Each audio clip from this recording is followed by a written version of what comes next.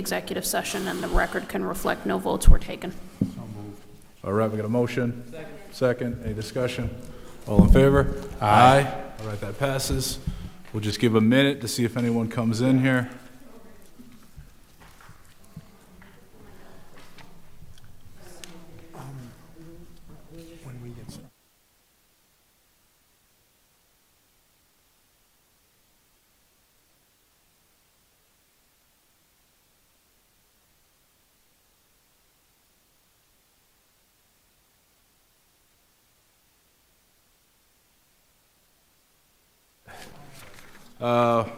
You guys ready?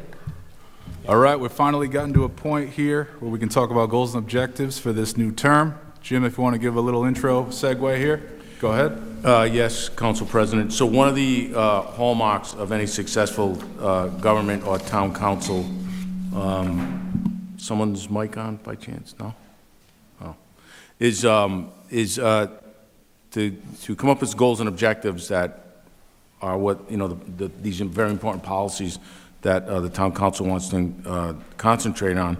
So, as you all know, a few weeks ago I sent out a message requesting that members of the town council send out at a minimum of 5 of their goals and objectives.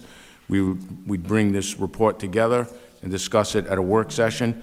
What I would tell you is the goals and objectives, my recommendation tonight would be come up with common goals and objectives, list them. For example, if there's 4 of you that are just listing, you know, affordable housing as your number 1, then maybe that would be the number 1 goal and objective, and so forth and so on. Prioritize them, and come up with that list that you would have tonight that we could work on for the future. It's going to take at least 2 meetings, maybe even 3, to really formalize the goals and objectives, so that it's just not a paper tiger. That there's something there that we can move and give quarterly reports on what our progress is.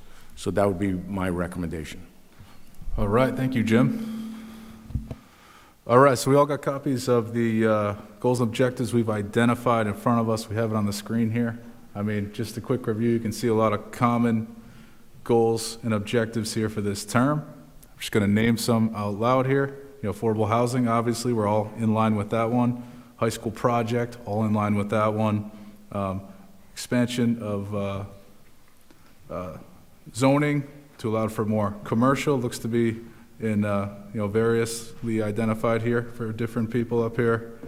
We got identifying and moving forward with vacant town buildings. Those are just 4 to come to mind. Homestead exemption, I see that coming up a few times.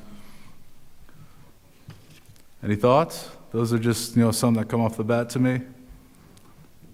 Those seem to be the most common theme to be showing up in all these. The things that are underway make sense. Obviously, the high school started years ago. We need to keep that as a priority. I think affordable housing, I think we all agree the 3 properties, repurposing them, it looks like that's accurate. I think those are the things that are underway.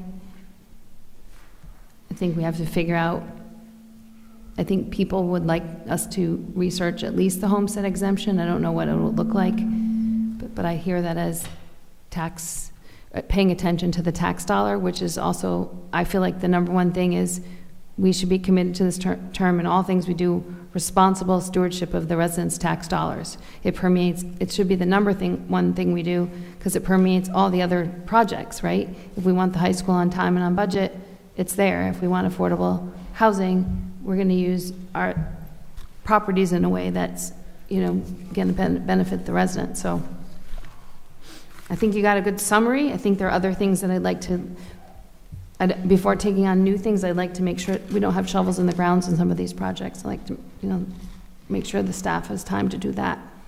Absolutely. And I think it's a good opportunity to sort of start broad and start narrowing down. This doesn't have to be the only meeting we discuss this. Yep. We can certainly have subsequent, you know, another one, even another one after that.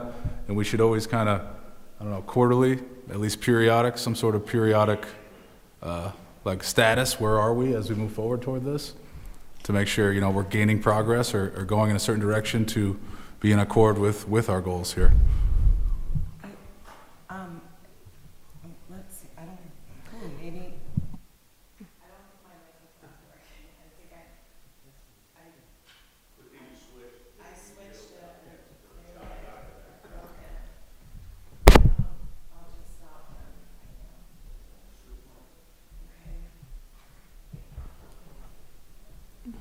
while Councilwoman Alley is getting replaced on the microphone. I would agree with the council president said, that we have some shared objectives across the council, which is great. I would agree with Councilwoman Bergner that making sure that our taxpayers' dollars are being used and stewarded in a responsible way.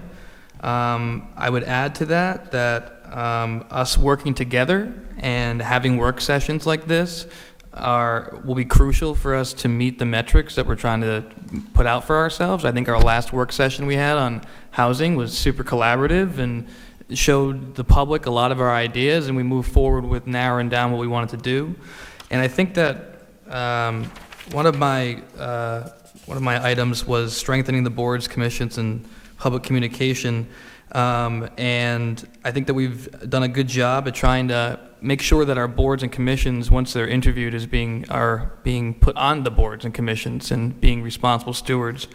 And no, we don't have a town council newsletter at the moment, but at some point it would be great. And I think that these meetings, our work sessions, would be great to inform the town about what we do talk about and what we agree on and what we're trying to get done. So I think that this is a great way of starting that process for this term.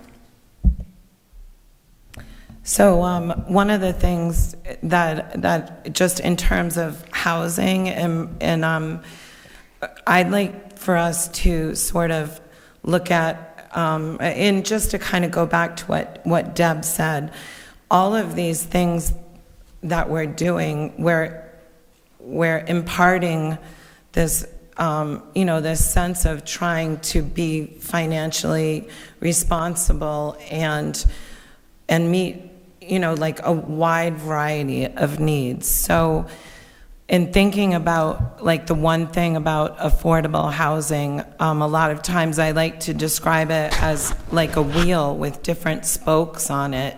And I think that if we just really sort of focused on the, like the individual spokes of the projects with with the various school buildings, we have potential private developers, we have Champaign Heights, we have we have ADUs. So in terms of like monitoring how we're doing in each of these areas in this broad topic of housing, which arguably could be either number one or number two, maybe on all of our lists, this would give us some parameters to like measure our progress going forward over like quarterly, like how many new starts do we have, how many new ADUs do we have, all of these things, and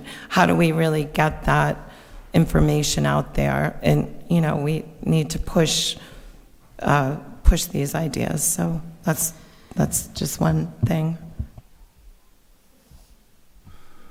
I think too, for some of these, high-level goals we talk about, high school project, for example, that's something we get a regular update on every meeting, which is good. Keeps it sort of in the front of us. We know where we're at periodically. We get an update, if any sort of contracts are out there that need approval, or if there's any sort of, changes in original expectations as communicated, which we appreciate. We continue to want to be on top of that, and I believe we are, and we'll be even more on top of that going forward in light of what occurred at the last meeting. Something like affordable housing, I think we should talk about, just more regularly. Identify the projects in the queue, things that are sort of in, planning board application, hearings before the planning board, things like that. So we sort of know, all right, these are in the queue. These are, set for a planning board hearing at a certain date. That way we can get regular status as opposed to, maybe hearing about it after the fact.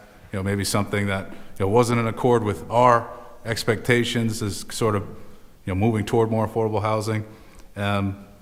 Things like vacant town properties. We had the initial meeting. We expect to have another meeting with Union Studios. We're not sure what date that is yet. It'd be nice to sort of get that on the books so we can sort of get that going. It seems like we've already identified that sort of South Road is number one of the three to sort of move forward the fastest, which is great. But just more regular updates with this. I know the mixed-use zoning, Old Tower Hill Road there, and Kingstown Road. I know that Able East met with the planning board. I know we recently got the documents that were put together from Able East there, but we should probably have a meeting with the principal there of Able East at some point in an upcoming meeting. And homestead tax relief, we expect to get the enabling legislation. We should have a work session maybe after we get through the budget, but at least sort of start working toward it. I know Jim is working with the staff to gather the data to allow us to get to a point where we can even talk about it and quantify it and see what we can do. But, just regular updates of, what is within our, broad goals, I think is important here. Just something I think we should do going forward. And we are doing a little bit of already. So first off, I'm appreciative that the town council gave me this list. I knew these were your priorities without you even giving them to me. We've been working together that long together. These are exciting times for the town. We've got some really good projects that we're working on that we really can't go public with yet because it's so preliminary, some of them, but we're starting to see some of the fruits of the labor. And, we got some going to the planning board. We have others that are coming to the town manager and the staff, and we're designing and moving forward. Someone on a project that we're really working on, a big one, that will be going to planning in the near future, it would greatly impact affordable housing in this town, and it'd be a very positive thing. And the staff had been working so fast and so hard on it, the planning department, that the owner made a comment that we've never worked with a town that's moved this fast to help us get something over the finish line, and that you're moving so fast that we have to postpone. We're supposed to have a meeting this week on it, the planning, but we're gonna have to postpone it for a month so that we have more time to get the plans ready. So that, to me, that was a positive thing. So I hear you loud and clear. Many people ask why the meetings go so long. It's because we have so many things going on, and that's why we have so many projects, so much work's going on that's really moving the town forward, whether it's Main Street, affordable housing, the 3 properties, met with the governor last week on those, got a call today on them, the schools, on the call today with the governor's office regarding schools and trying to assist us with getting maybe some better formula funding for the town, maybe. So there's a lot of good stuff, and once again, we'll get all this in your, as you've given me this list, we'll start working on getting you a more formal list, prioritize them, and then we'll bring it back to the council, and if you want to change an order of 1 or 2 of them, that's up to you. I also want to point out, in addition to the comments that everyone else has made, is that there's a lot of overlap between some of these issues. For instance, one of the goals talked about in a couple of places is zoning, and there are at least 4 different aspects of the zoning review that we have pending in some form or other, and we can't afford to get siloed on some of these things because it's what you do on zoning is going to impact housing. What you do on housing is going to impact the homestead tax exemption. And that's going to be dependent on short-term rental registration if we can get that. So we need to have a number of these discussions before we start moving forward on some of these things. Could you just clarify what you mean by being siloed? Sometimes a proposal is going to come up in front of us or has come up in front of us, and in my own head, I think, okay, I've got this proposal in front of me, I've listened to what people want to do, and then it's time to make a decision. But it is impacted by the other things that we've got going on. Like Jim was saying, that we're doing so many things, we don't want to make a misstep on one when that 3 steps down the road hasn't come up yet. Right. It's like take into consideration the interrelationship between a lot of our goals and how they could be connected or sort of opposite of each other. I'll give you one specific example, Patty. The homestead exemption is somewhat dependent on, and I've had conversations with a couple of state reps after that hearing about it, because the state's data on short-term rentals isn't that good, and we've had that discussion here. But we need good data in order to come up with a homestead exemption that doesn't, one, fall short for the taxpayers, or two, put us in a budget problem with the town because we've made it too large. We need to be very careful with those interrelated issues. Go ahead. So I agree about the interconnectedness of all of these things. Like, for example, Old Tower Hill, Route 1 Scenic Roadways Committee. We talk about it, and we've had it for maybe 3 or 4 years, but it doesn't finish its work, and that really is going to shape what Route 1 looks like. We all like that it's sort of a rural path into town. It could look like Route 2, it could look like Warwick, it could look like another community that I think most people don't want it to look like. If you talk to people, they like that gateway, and so we need to try to make sure that that goes forward. Is that a little project or a big project to all of you? Because I think it's a little project with a very big impact, or has big consequences. It's connected to the zoning as well, and Old Tower Hill Road. You know, I do think all of them are connected, but we need to maybe just zoom out a little bit and put zoning as a comprehensive issue that we need, land use that we need to look at. I also think some of these things, like the water solutions for South Shore, well, we didn't have a drought last year, we didn't have water restrictions, but I think you were on the council maybe when we had water restrictions, and people were so upset about just enjoying a sprinkler with their kids. So we need to think about, like, maybe that's not this council's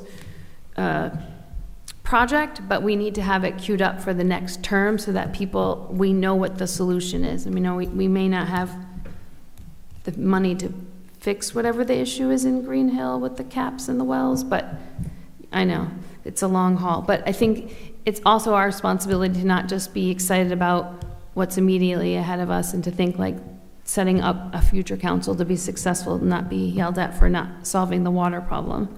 Because I think it could be. I also think we need to work on the relationships we have with the outside groups.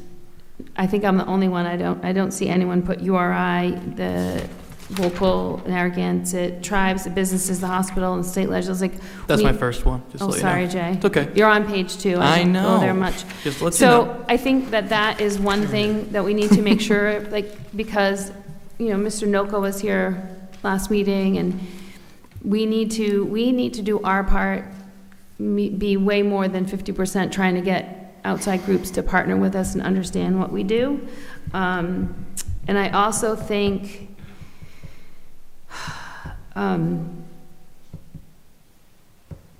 so I was going to point out that I do think we do some things well already that I would like to keep doing. So that was what I want to say. So Jay's talking about the boards and commissions, but I think we already invite them in on a schedule, and they showcase their work so that people understand what they're doing. And so it's very helpful for the council to understand what they're doing, and also for them to present to the public. So I like that. That was a thing that we kind of really got going in the last term. I'd like to continue that. And I would like people to think about I talked to Jim today about it, and the meetings are really long. Even if they end at 11, it's still a long time for any person to be at their best and for the public to participate. So something to think about is if we have presentations on whatever our identified goals and objectives become, that they become like a special meeting. So it really, like, when we talk about the school building project, it's always an extra hour and a half to 2 hours. So instead of pulling it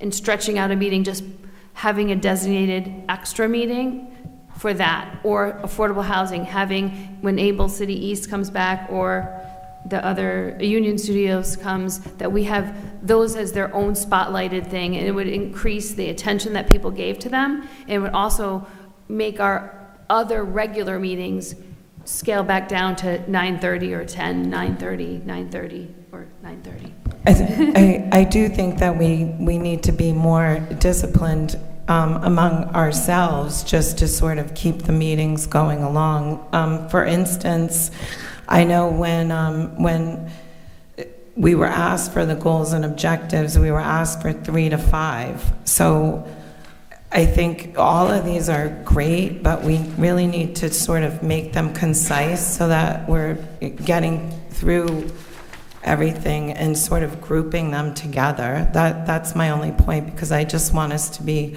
more efficient in getting through all of this, because the 11 o'clock meetings are not good. Right, but I think, but my solution would be, instead of having Left Field and Slam and Jade come and talk at a meeting, we have a special meeting for that topic. And maybe it's an hour, maybe it's 90 minutes, but we literally spent over an hour, probably almost 2 hours, the last meeting on that topic. So pulling it out, it just makes it more manageable for us. It's the same amount of time, just on a different day. I'm totally in favor of that. Thank you. And it would be the same for like whatever the topics As long are. as it's, whatever works for the staff too, but for me, it's easy for me, but I just don't want to keep the staff here and too late all the time. That is. Yeah, we'll just be a little more conscious of it. We saw that we had the work session with Union Studios. It was effective. It was sort of concise. It went about 2 hours, but allowed us to really focus on the issue and get through it, as opposed to meeting it, 9 o'clock at night in the middle of a meeting, and then, however long it takes from there. So I agree with you. I mean, certainly some things can stay within an agenda because, it may take 20 minutes to a half an hour and it just makes more sense. It may not make sense to have a certain item that only takes that long on its own meeting, but we should certainly be more conscious of it, allow us to sort of run meetings more concisely, get out at an earlier hour, and also give more attention to bigger issues. So I'm with you there. That should be a goal for this term as we go forward. Right, so it might only be like an extra meeting March, April, May, and June, and then for the high school project to advance, or for affordable housing projects to advance, right? So that way we move them, right? And that we did have a great conversation, and I think we had a lot of engagement from the community because it was at a good time, and people aren't wondering when we're going to get to that topic, and it's 10 o'clock, and it's hard. So I think it's more respectful and more impactful for people to take hold of the topic if it's at a special time. Yep. Good. I just wanted to add, as Manager Manny, condenses and sees where our overlap is, if we could also consider the metrics of success, right? Some of these are overarching themes: more affordable housing, prudent use of the taxpayers' dollars, but some of them can be actual, completed metrics, like breaking ground on the Watson House property, or, putting in the actual solutions for the homestead exemption. So as we go through it, maybe kind of piling in to see what we can have for achievable metrics versus overarching themes might be useful for the council. Definitely. All right, any other thoughts on this? I mean, again, this is just sort of an initial meeting to get us talking about goals and objectives. We're about 3 months into our term now. Certainly a good place to talk about what do we want to achieve in the next 20 months here before the end of the term. I think we've identified some good ones. We need to continue to talk about it, continue to monitor it. Jim, it's a good idea to come back to us with an identified list of common goals and objectives. We can sort of prioritize them and sort of go from there. And like I said, continue to monitor, evaluate, and make sure we're going toward progress with those goals. Now that you've formally listed your goals and objectives, we'll start tomorrow on trying to come up with a list that will prioritize them as you presented them to us. And then once we'll have another work session, hopefully at the next meeting, and then you can start really honing in on what would number 1, 2, 3, 4, 5 would be on these. And yes, we would have some suggestions for a metric of measurement. Great. Any other thoughts on this? Good. Just a quick question, Jim. Because this came up a couple of months ago. Are we also due to revise the comprehensive plan this year?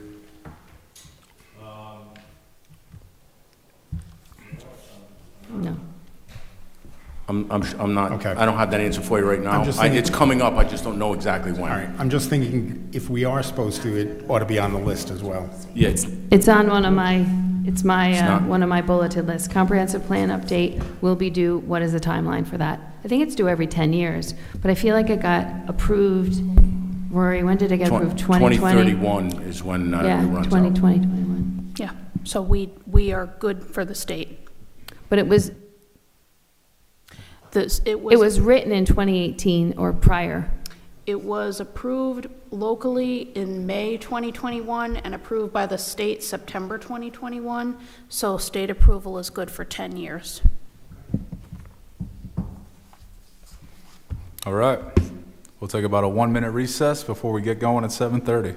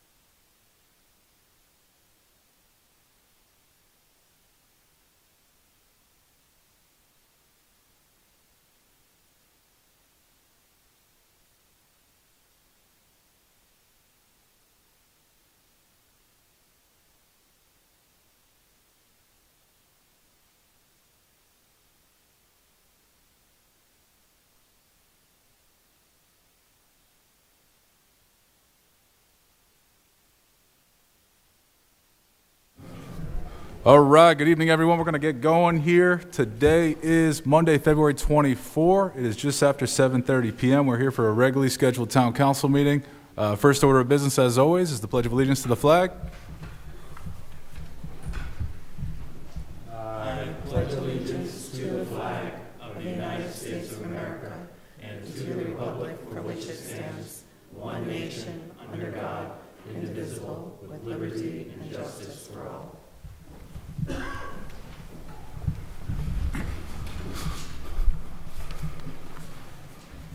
All right, next on the agenda is the land acknowledgement statement, which I will read.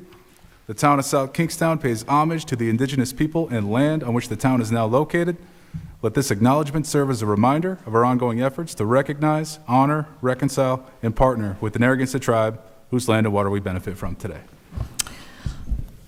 Council President, may I speak? Go ahead. I just wanted to congratulate Council President Rory McEntee and Brittany on the birth of their beautiful little girl, Maeve. And we're just all so happy for you. And yeah.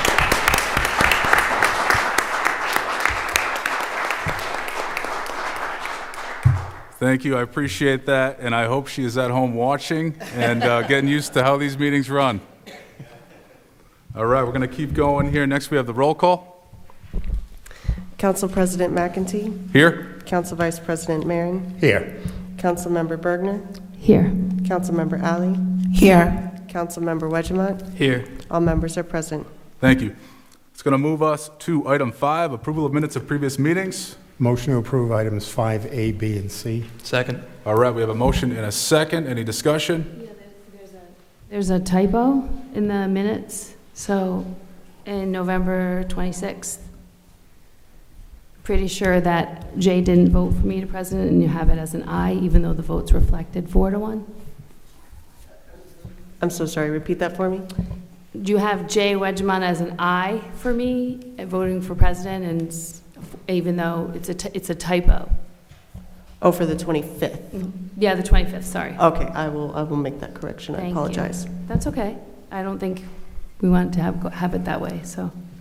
Legal counsel, do we have to do a revised amended motion to pass this with that correction? The motion is to approve the minutes as amended. All right, we got a motion, we got a second. Any discussion? All in favor? Aye. All right, that passes. It's going to move us to the consent agenda. Motion to approve items 6A and B. Second. All right, we have a motion and a second. Any discussion? Oh, wait. Yes, I Go won't be ahead. Go voting. I won't be voting on the 9th. Wasn't here. We've already taken that up and approved that in a 5-0 vote. Are you talking about item 5A, B, and C? Mm-hmm. We're on item 6A sorry. and B now. Can you please change that record? Thank you. All right, we have a motion to approve the consent agenda. We have a second. Any discussion? All in favor? Aye. All right, that passes. We're now going to move up new business item 10E. 10E is a resolution to approve and authorize the town manager to sign a 3-year collective bargaining agreement between the town of South Kingstown and Rhode Island Council 94, AFS-CME, AFL-CIO, Local 1612, effective July 1, 2024 through June 30, 2027, as described in a memorandum from the Deputy Town Manager to the Town Manager dated February 19, 2025, entitled Request to Ratify a Collective Bargaining Agreement with Council 94, AFS-CME, AFL-CIO, Local 1612. Jim, go ahead. Council President, before we begin this, I'd like to introduce the negotiating team, the members of Council 94. There's 49 members in that union that are represented here in town. This team was very respectful in how they negotiated. They were they're very dedicated. They're not professional negotiators. They're dispatchers, wastewater, recreation, mechanics, and so forth that represent their union membership very well. And so the head of their union, Ernie Golden, sitting in the back. If you could stand up and have your team stand up as well that negotiated with us. So on behalf of the town and the management, I just want to thank you all for the way you conducted yourselves and helping all of us get this over the finish line. Ernie, you look good in a tie. Usually I see you, with grease all over you, but that's good. You look great job, Ernie. So I will just do a very brief summary on this. This has been going on quite a while. This is, as Luke Murray said, this was a rewrite of a contract to help the town for the next time that we negotiate that. So all the unions are pretty much on par with each other. And it's a very fair contract. It's fair for the residents of this town, the taxpayers. It's fair for, and it's fair for the employees as well. Recruitment and retention is very difficult in these times for any government entity. And one of the things we wanted to make sure is that the employees were compensated fairly compared to our neighboring towns, and I think that was accomplished. Luke Murray, who's going to explain his contract to you, did a tremendous amount of work on it over many, many months, many weekends, holidays, nights, and so did Brian Sylvia, who was given the fiscal impact. Every single decision that was made went through him, and he gave us an impact on what it meant to taxes. So I think this is definitely in the win column for the town on this contract, and I'm very happy and proud that it was done in the way it was. So, Council President, I'll turn it over to Luke, if that's okay with you? Okay. So we did have this presentation in full disclosure in executive session for the benefit of the public. I'll reiterate what I said there. So I also would like to thank the negotiating team. There's a lot of work on both sides where, a rewrite involves a lot of review. a lot of suggestions. And how do I know it was a fair contract? Because not everybody got exactly what they wanted. So that's a true negotiation right there. I also want to thank the employees, identify who this affects. So it's your employees in wastewater, parks maintenance, highway division, dispatch, public safety dispatchers, animal shelter, animal control, and strangely enough, we actually have one clerk in highway that this does affect. Most of our clerks are in SKMEA. So I want to thank all of them for the work that they do. We talk in abstracts about contracts, but it affects real people. So I think that really matters. So I'll go over the high points. Feel free to ask any questions or stop me along the way as you see fit. So this currently affects 49 full-time positions, full-time employees representing 21 positions, 21 titles. Negotiations started almost a year ago in May. We've had 10 in-person meetings. We've had a lot of in-betweens. But ultimately, a tentative agreement was passed last week by unanimous vote of the membership. So we're proud of that. This was a complete ground-up rewrite. We mentioned this, but I can't stress it enough. When you ever deconstruct a contract, all of the articles change. You try to reweave it into something that you feel is better document. It is a lot of work on both sides. So we took that task on. I want to thank this union and all the unions in town for taking that on. That is not something that every union will take on as a negotiating factor, but they all willingly took it on and worked with us through that process. So a contract is not something somebody references all the time, but when you need to reference it, you need it clear and you want it concise. And I think this contract does that. With regards to specifics, I'll hit the high points. This isn't every aspect of the contract. There's a lot of nuance on every contract as far as who gets what and how process is done, but this will cover the bulk majority. So wages. Year one is a variable increase. So what does that mean? Before we even entered the process, the personnel department undertook a multi-month study to look at compensation in adjacent towns. We wanted to be prepared before we got into negotiations on what we were looking at. We have had retention and recruitment issues. We were aware of it. We also heard the employees in these groups, voice their concerns about the compensation when compared to towns adjacent to us. So knowing that, we wanted to go in with the most information possible. If you remember, last year, the council was supportive of investing in a software called GovInvest. That software was aimed at looking at compensation studies across the board. We supplemented with our own internal staff. So that's what the year one was based on. When we went to the table, we said, here's what we think is fair to get you to market rate. Not the highest end of market rate, but to a fair median of market rate for your profession. And some of those swings were more than others. And so, which is also difficult for the union because it's typically about equity and having the same percentage. But again, they worked with us, and I think all the membership understood that we had a solid basis for making that variable adjustment in year one. Moving forward, it is a more standard type contract, 2% per year in the 2 and 3 out years. So that is what most people are used to seeing. And again, I think this really targets that recruitment and retention and will help in those goals. Retention pay. We've talked about longevity. This is not just paying lip service and rebranding, right? This is about starting that incentive earlier and capping it earlier as well. So that way we give incentives to newer employees to stay, build their careers here, but eventually you kind of top out in the range. You're going to be higher compensation. You'll be getting your step increases, your normal increases. Hopefully by year 20, you'll want to stay and retire with us. So that's the goal on the retention pay. That used to be flat rated, and that was a one-time payout. It will be now incorporated into each member's paycheck on a biweekly basis. Skills incentives. This was completely unique ground up. I did this both with SKMEA and C94. And as I mentioned, the spreadsheet is in the contract and it is extensive. There's going to be a lot of questions on this. But it allows a pathway for employees to build their own future here in SK through skills-based training. So as they get certifications, they can apply for these. There's a bump that goes under the wage rate and allows them to build within a certain position. Sometimes individuals feel like they get pigeonholed in a specific title. This helps them move out of that. Differential pay increase, we have second and third shift workers, those who work holidays. These are things we're already giving. We've just increased them a little bit because, again, recruitment in those specific shifts has been more difficult than others. Vacation leave, emulates the non-union SKMA contract where we increased by 2 days at all levels. So everyone's on par throughout the town now. Bereavement leave is more flexible. I mentioned this in executive session where Typically, people are not always taking the 5-day funeral event. It's celebrations of life, it's planning, it's, quite honestly, it's grieving. And I deal with that a lot because I work in personnel. We have a lot of strange situations or difficult situations, so this helps with that. I think this will help us on the management side. Military leave will be USERRA compliant. That's federal law. There's nothing abstract here with regards to military leave. It's just spells out how it's handled. Overtime distribution, there was previously a little bit more vague process for overtime distribution, how that worked. We streamlined it and made a process for that and how the tiered overtime will work and how that's distributed.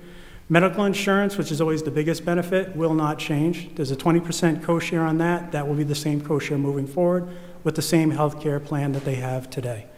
Dental insurance, there was a small give on that one from the town to allow dependents to stay on until 26 years old. As I mentioned in executive session, this is a very nominal cost benefit that we could add, but it means a lot to those members who have an 18-year-old coming off that plan and have to move on to COBRA. So this extends them a lot of times through college, career building, to stay on the dental plan. Job classifications will be updated on a more regular basis per contract. Sick time donation, we will now have a new sick bank provision. This is, again, employee supports, and there's a lot I could go over, but I won't bore you with the details tonight. Certainly glad to answer questions. But we have had members in need run into difficult life situations. This helps us support them, provide mechanisms for other members to support that member, and get them through those tough times and back to work here in SK. The wellness incentive stays at 500. The added is that they now have to have a dental checkup in addition to a physical examination and a couple of the wellness incentives. For those who don't know, and I've said this before, we have a great wellness team here. The committee's outstanding, and we have some great wellness events. So it's a very easy, low bar for a lot of the members to attend events and participate. We amended the position and allocation schedule, so those classifications, some of them were merged, some of them were combined and redistributed, but overall, the positions have not changed. The actual job descriptions have not changed. It just helps streamline how we approach, from a management aspect, those individual titles. And then there's some other updates and amendments. Footwear allowance has increased by $100, but it's moved to a stipend-based incentive. Grievance timelines and survivor benefits have also been amended. So overall, like as I said earlier, we think it's a fair contract. I think there was a lot agreed to on both sides or disagreed to on both sides at times. But ultimately, I think it's a better contract overall. As far as three-year fiscal impact, the union had originally proposed it when we ran the numbers, over $1 million fiscal impact. So you can see the process and the negotiation here on the wages and benefits. We've gotten that down to $660,000, which is still a significant impact. But of that, actual taxpayer dollars that are funding this contract over 3 years is $465,000. And the reason for that is that we have a wastewater enterprise fund that operates completely separate based on user fees. Those employees are on that tab, so to speak. So that cost gets shifted over to the enterprise fund. So the actual general fund impact is $465,000 over the 3 years of the contract. The first year is the highest impact, and Brian can go over that. But that's mainly because we're moving that retention schedule over. The first year increases are a bit higher. But we do anticipate, as we build into the budget, it'll be less in the out years with those 2%. So with that, I'd be glad to bring up Brian to talk a little on fiscal impact. Thank you, Luke. Excuse me. As Luke mentioned, the fiscal impact for year one is $660,000. Brian, just to clarify, that's over 3 years. I'm sorry. Yes, thank you. Over the 3 years, the fiscal impact is $660,000. Year one, thank you. The fiscal impact is about $348,000, rounded up to $350,000. $235,000 of that is going to be impacted by the general fund. Very small amount for the senior services. We have one employee, I think it's the van driver. Yeah, with one employee in senior services, and then the balance, as mentioned, will be funded from the wastewater and the users of the wastewater system. The year two, the impact of the general fund, as Luke mentioned, is a little less. It's decreasing each year. The impact in year two, or a fiscal year that begins July 1 of this year, is projected to be $167,000. And for the general fund in year three, the projected impact is $62,000. So the total impact for the general fund over the 3 years is that $464,000. All right, thank you, Brian. Any questions? Go ahead. Just want to thank the members of Council 94 and Local 1612 for coming out tonight. I know you work hard. I went to school with a lot of you, and your jobs are so important for our town to function at a high level. And thank you, Luke and Brian, for negotiating a fair contract, it seems, from what you've explained tonight. So thank you for coming out tonight and showing what you're worth. All right, any other questions up here? Do I hear a motion? Motion to approve item 6E. 10E. 10E, sorry. Second? We have a motion and a second. Any discussion? All in favor? Aye. All right, that passes. Thank you, Luke. Thank you, Brian. Council 94, thank you for your work. Happy to get this over the top and ratified.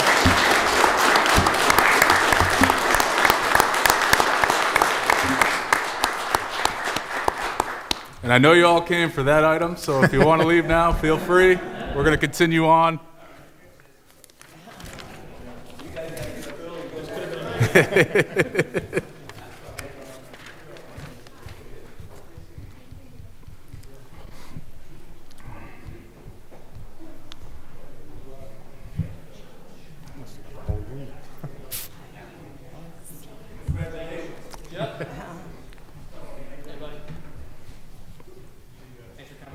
Thank you.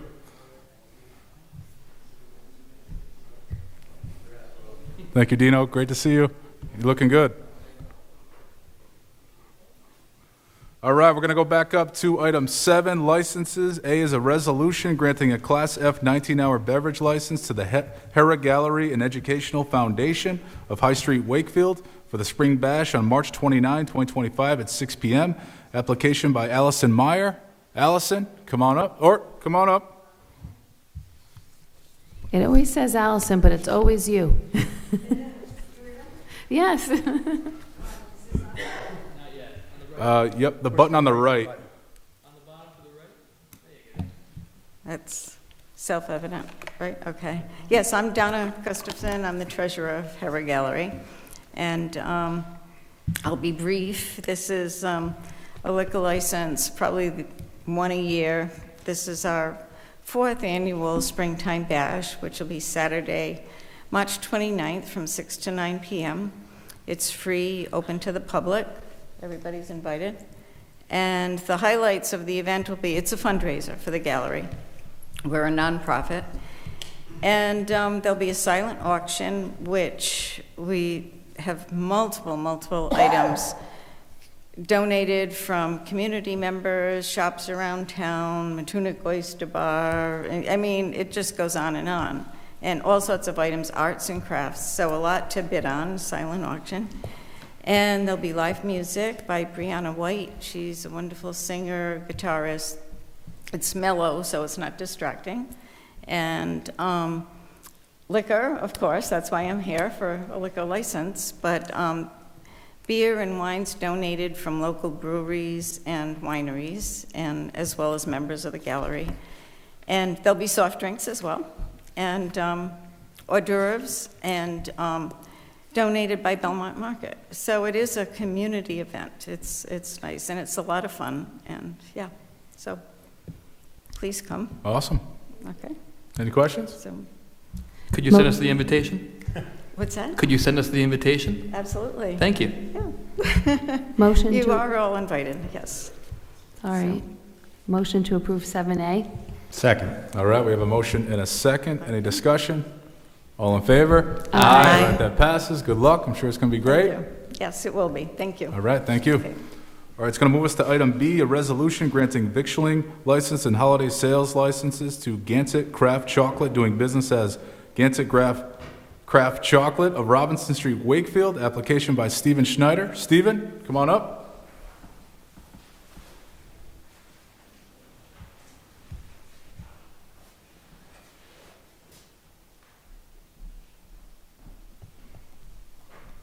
Evening. Any samples tonight? I'm just kidding, I'm just kidding. I actually got some for Valentine's Day. They were really awesome. Oh, thank you. So my daughter and I, we're at Gansett Craft Chocolate. We are the first beans to bar business in Rhode Island. What that means is we literally get raw cacao beans from, right now, currently a single farmer in Peru. And we bring them in and we roast them, crack them, winnow them, because I just want the nibs. And then we have to load them up in these special grinders that take about 3 days to run. Then you have to temper the chocolate and bar them up, and that's how we sell them. And they're different than chocolatiers that make their insides, but they use other chocolate to melt to make the outside of like the bonbon. Ours is very unique. Product is all about, it's like wine, all about the terroir, where it's grown, the genetic variety that we use. It's called Chuncho. And so we started out at Talmade actually a couple of years just as a proof of concept, and we finally got a spot, yay, at 227 Robinson, and it's been great and well received so far. So My daughter said you do a great job on social media. I was going to say the same thing. I've seen pattyj.com. She went to you're Yeah, laughing. Because I it's- looked over here, I'm like, oh, that's her serving up all, really yeah. cool hot chocolate, right? Yeah. You were in the video. Yeah, so I we do saw a you. European style hot chocolate we just introduced, and what that means, it's made from our dark chocolate with whole milk and just a little cream, and that's it. And then, right, she makes homemade marshmallows, she pipes on, we torch, and homemade I whipped came in the creams. other day. My God, stop what you're doing. Go there. When you do the flame on top, remember? I mean, that was top of the Yeah. line. Very Yeah, impressed. Thank you. Yeah. So nice. So so far it's been well received. They contact us, those social media people, so Yeah. we don't spend anything on advertising, and it's been crazy, which is good for us, but the team is me and her, and my wife helps out with packaging so far. So hopefully over time, the whole point is that we're gonna grow, we're gonna hire, people, and that, I mean, in my big head, we're gonna eventually, get so big, we're gonna stay in that space, but need even a bigger space somewhere in town just for bigger equipment and production. But you gotta start somewhere, and it's been Yeah. going really well, and it's been a lot of fun for us, so. I just drove through Peacedale, where Terminisi's moved into the flats. There's Yeah, I saw that. That space is open now. We You just can- moved in. Oh, It was sorry. a very costly build out Oh, for us. oh, sorry. So, it takes some time to get that. And Okay. we're just talking to our guy in Peru now. You have to get the beans now before they're gone from the sky, because they're gone, and we have to order huge quantities, and it takes months to get here by boat, and you have to plan for a whole year. And there's a lot of upfront cost to that, and equipment that we use is not cheap. So if you ever expand, it's expensive. So right now we're very happy at our spot. We love the spot, actually. It's a perfect It's a good spot. space, and I think that whole development there, with the new places going in, the surf shop, et cetera, is done really well for that Robinson Street. So Mr. Snyder, you're also working at South County Hospital? yeah, I'm an Look at OB. you. Yeah, for 19 plus years, I'm an obstetrician gynecologist. So I work 7 days a week, either there or at the hospital, on call, delivering babies, surgeries, whatever, you name it.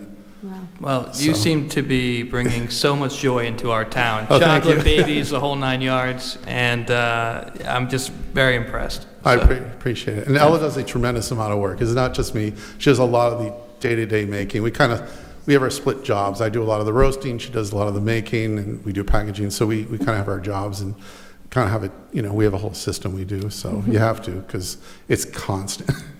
It's constant. So I appreciate that, and come by Wednesdays, Fridays, Saturdays, 12 to 5, and Sundays, 12 to 4 for now.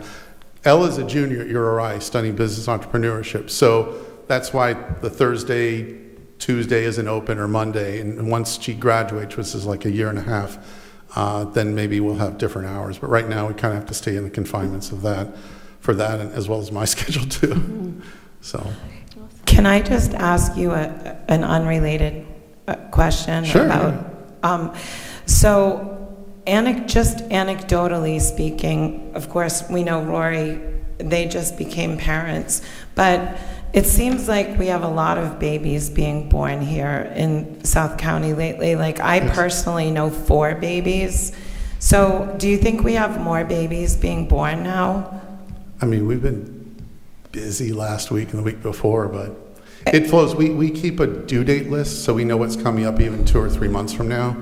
I don't know we can't tell what's predicted for the year yet because we don't have the 10 or 11 months from now, you know. So we're hoping, we did, I think, around 700 plus last year. We're always wanting to constantly grow. We moved out to the Warwick, we have a Warwick office too. I don't go to that one, but to try and expand that way, to pull down here.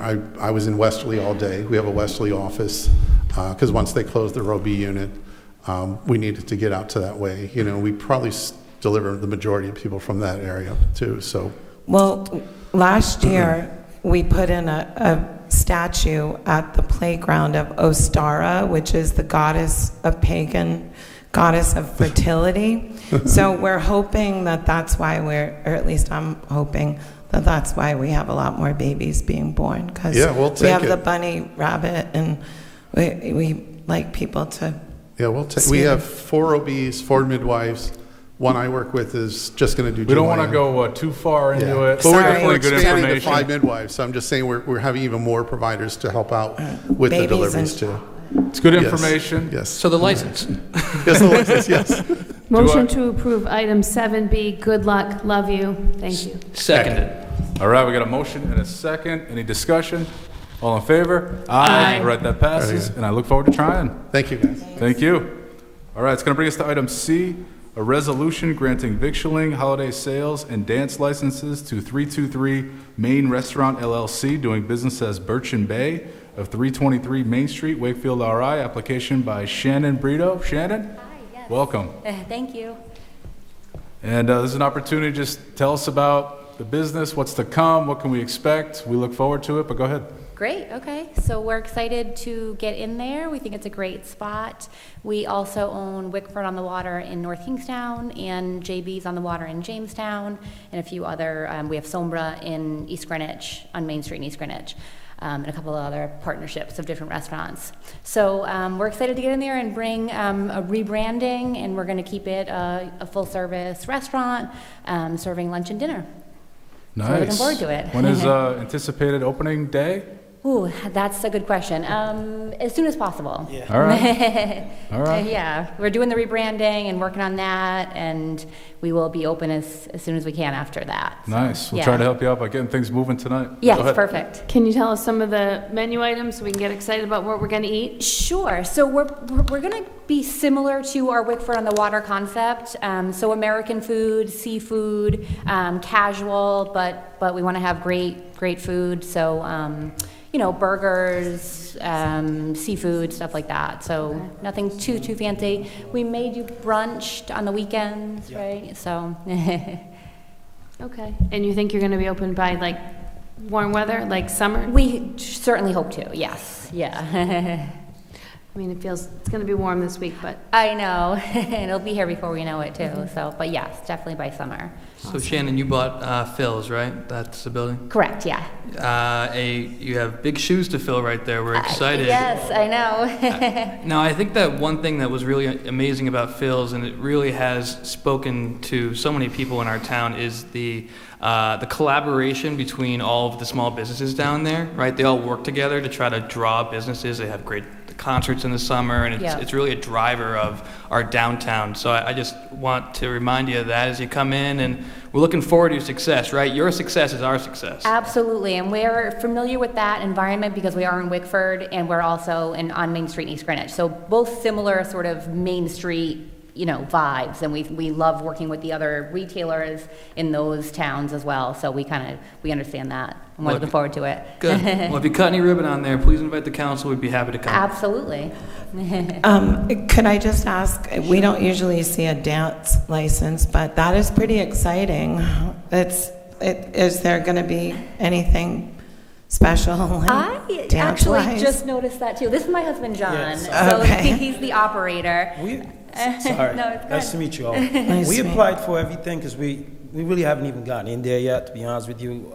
We know what we're going to do with it, but I felt it was just easy to apply for everything and what we end up using and not using instead of coming back and bugging you guys over stuff. So after we get it going, we'll make the adjustments as needed and see how it goes. All right. right? Quick Maybe they'll have a question, dance. legal counsel Amy Goins, what does a dance license authorize them to do? Well, it's a general entertainment license, and the statute is very old, so it really encompasses any kind of performance aspect or dancing or show that they could offer. I think what you need to do to grant this is just ask them for a general idea of what might be offered. If you would rather they come back to you when they have more specific plans, you can do that, or you can grant them kind of general permission according to whatever it is that they discuss in terms of schedule, hours, type of events. All right, thank you. Well, do you envision doing like karaoke and things upstairs, or? It would probably likely be like a guy with a guitar doing brunch or something kind of like that. thing, Nothing some like, entertainment, yeah. they're not gonna like plan on having Bon Jovi up there type of thing, you know what I mean? It's just Well, maybe, simple. if the opportunity presented itself, maybe, no. So it's just, you know, on a Sunday afternoon, if we can get someone with a guitar up there while people enjoy their brunch and a cocktail. We know a guy. Oh, do you? Talk to the people behind you. Oh, cool. And John, you can always come bug us, right? Yeah, of The course, council yeah. here is really receptive No to problem. businesses, so. Yeah. So is that okay? Just side music kind of thing? That's okay. There would really be no limitations to the entertainment license unless the council imposes some limitations. So, the noise ordinance would still apply, but if you want to grant them permission to do a blanket entertainment, that's in your discretion to do so. Other restaurants that we approve don't have the dance, so, and like Java Madness, they have music sometimes, or wherever. I can't think of another place off the top of my head. But how do they don't have, we've never, to my recollection, done a dance, and I don't have any problem with it. Just, how do they provide music if they don't have that in their license that we approve? I would need to research past approvals. Okay. Shannon, John, my guess is you're not going to do what New Dragon did and create Club Dragon, right? I mean, No. that's my guess is you're not trying to create the newest URI spot. Right. The newest Bond View on a Thursday. You're trying to create a good business downtown, right? With some Right. live business. And definitely a restaurant, not like you said, not a club, not a, bar. So, All right, you got more questions? Well, yeah, just, if you could. There's certainly outstanding dance licenses out there that we've authorized restaurants to do. It sounds like we don't know how many are out there or which restaurants do at this time. I see no problem authorizing a blanket dance license. If there's ever an issue, they could come to the council. We would be the one to take up any sort of limitation at that time. That's how I view it. So that's great, because I agree with you. I think in the future when we get other licenses, we'll just ask if they intend to have any music. This isn't anything to do with you, but like a guitar at brunch, I'm sure lots of people do that, and it may not be captured in the license. A lot of times the licenses depends on how many people are in the band, right? You can have 2 people, a guitar and an acoustic, and Correct, but they can do anything. They could take it to the bridge. I understand, yeah. So I have heard from people that are putting on shows in the open theater portion of the Contemporary Theater, that there has been some noise interference from on the top at Phil's. So that is one thing that I have heard from people that are directing, like Shakespeare in the Round out there, that that the noise can be very loud. So I don't know if you guys have talked with Contemporary about that. So I guess, just like everybody is saying, and like what you're saying also is that you have a real mind to be considerate towards your neighbors. So. absolutely. And we have been in touch with the theater, so we'll certainly keep that relationship going forward and make sure that's not an issue. Right. Yeah. Are you aware that there's a big Oktoberfest normally in your backyard? Yes. How do you feel about it? We look forward to it. Yeah. Cool. Yeah, absolutely. Well, if there's no objection, I have a motion to pass 7C. All right, we got a motion. Is there a second? We got a second. Any discussion?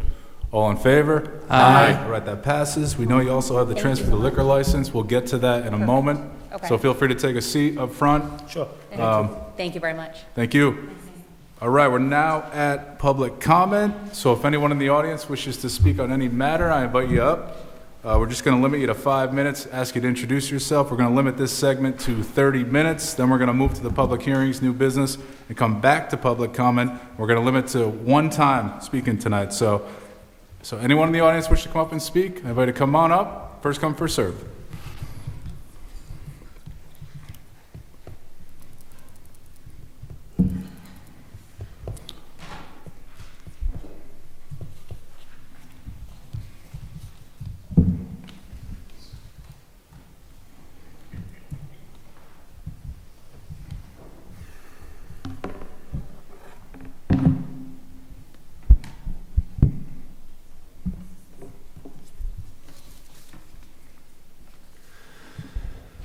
So I've, Doral Beasley. So I've been going to the school committee meetings, and they just released their preliminary budget for next year. They're asking for, they're going to ask you guys for an extra $500,000 property tax transfer to get it up to $56.5 million now. So you've been what you call level funding, I don't call it level funding, for the last 5 years by giving them $55 million a year as our enrollment crashes. So it's not level funding. But anyway, so my question or my statement tonight is, so when they started this fiscal year, they had $4.9 million in their undesignated fund balance.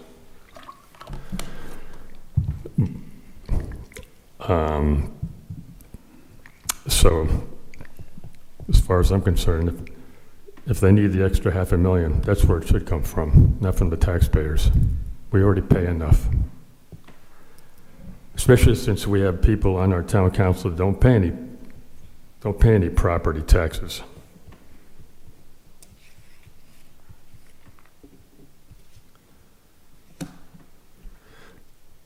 Within 3 years of, if the high school opens up in time in the 27-28 school year, within 3 years of the school opening up, the projected enrollments in South Kingstown and Narragansett are going to make it so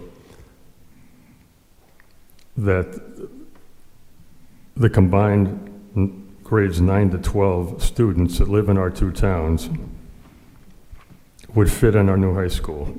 Now, why would I say that? Because this year, between the two towns, we're spending $105 million for 3,200 students, and Barrington's spending $65 million for 3,300 students. Now, so this year, South Kingstown and Narragansett, per pupil expense, number 1 and 2 in the state. Narragansett's about $33,500 a student. We're very close to $31,000.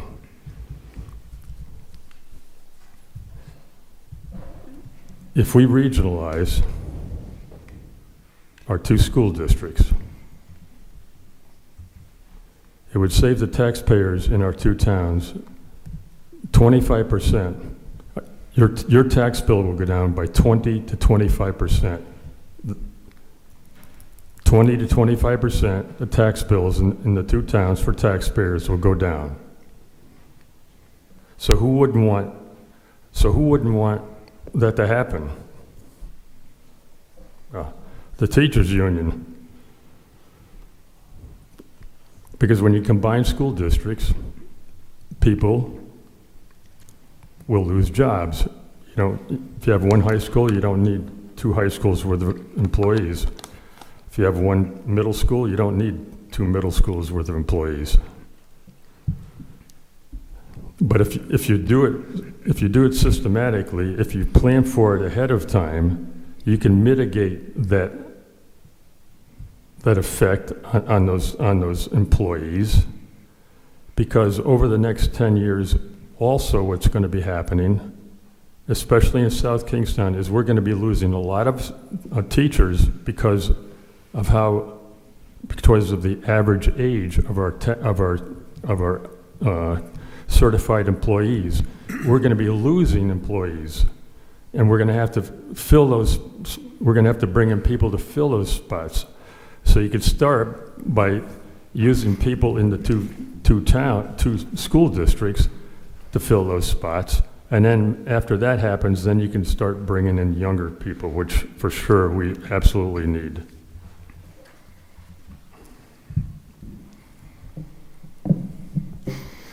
And lastly, one of the things that was taken out of the plan for the new high school was underground drainage control of rainwater runoff. And I'm just All right, Doyle, we don't want to start out going too far over, so No, wrap it up if you could. Yeah. So I went to the basketball game the other night, the playoff game, and I parked over by Hazard, and I walked across the field where the high school is going to be built to the gym, and it was nothing but goose dew everywhere, goose all over the place. Okay, we don't want open pits where the geese can go and you know what. All right, thank you, Doyle. Anyone else in the audience wish to speak? Just feel free to come on up.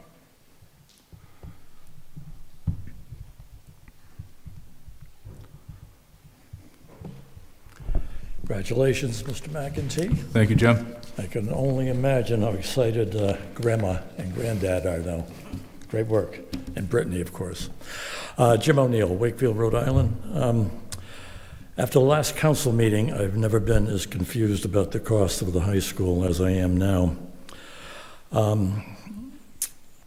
Spiegel, back in October of 2023, gave us a dollar amount of $153,820,038.28 for his detailed total cost of the high school.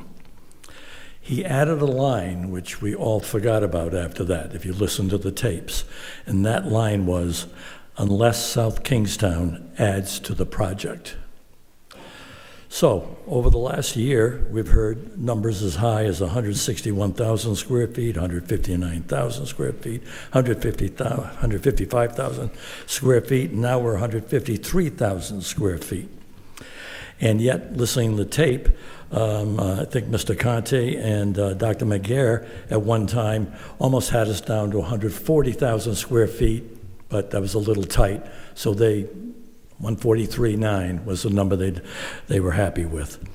So I'm just looking at what things cost here, and the extra 9,100 square feet now at 153,000 square feet is going to cost us $6,734,000 more, just using a $740 square foot cost of what it was on October 2023 at the October 24th day.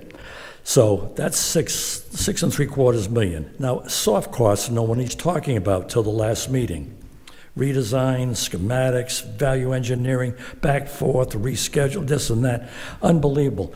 That number is $16 million that Mr. Spiegel gave us, $15,933,207 to be exact. What kind of a premium in that? 3 million, 5 million more?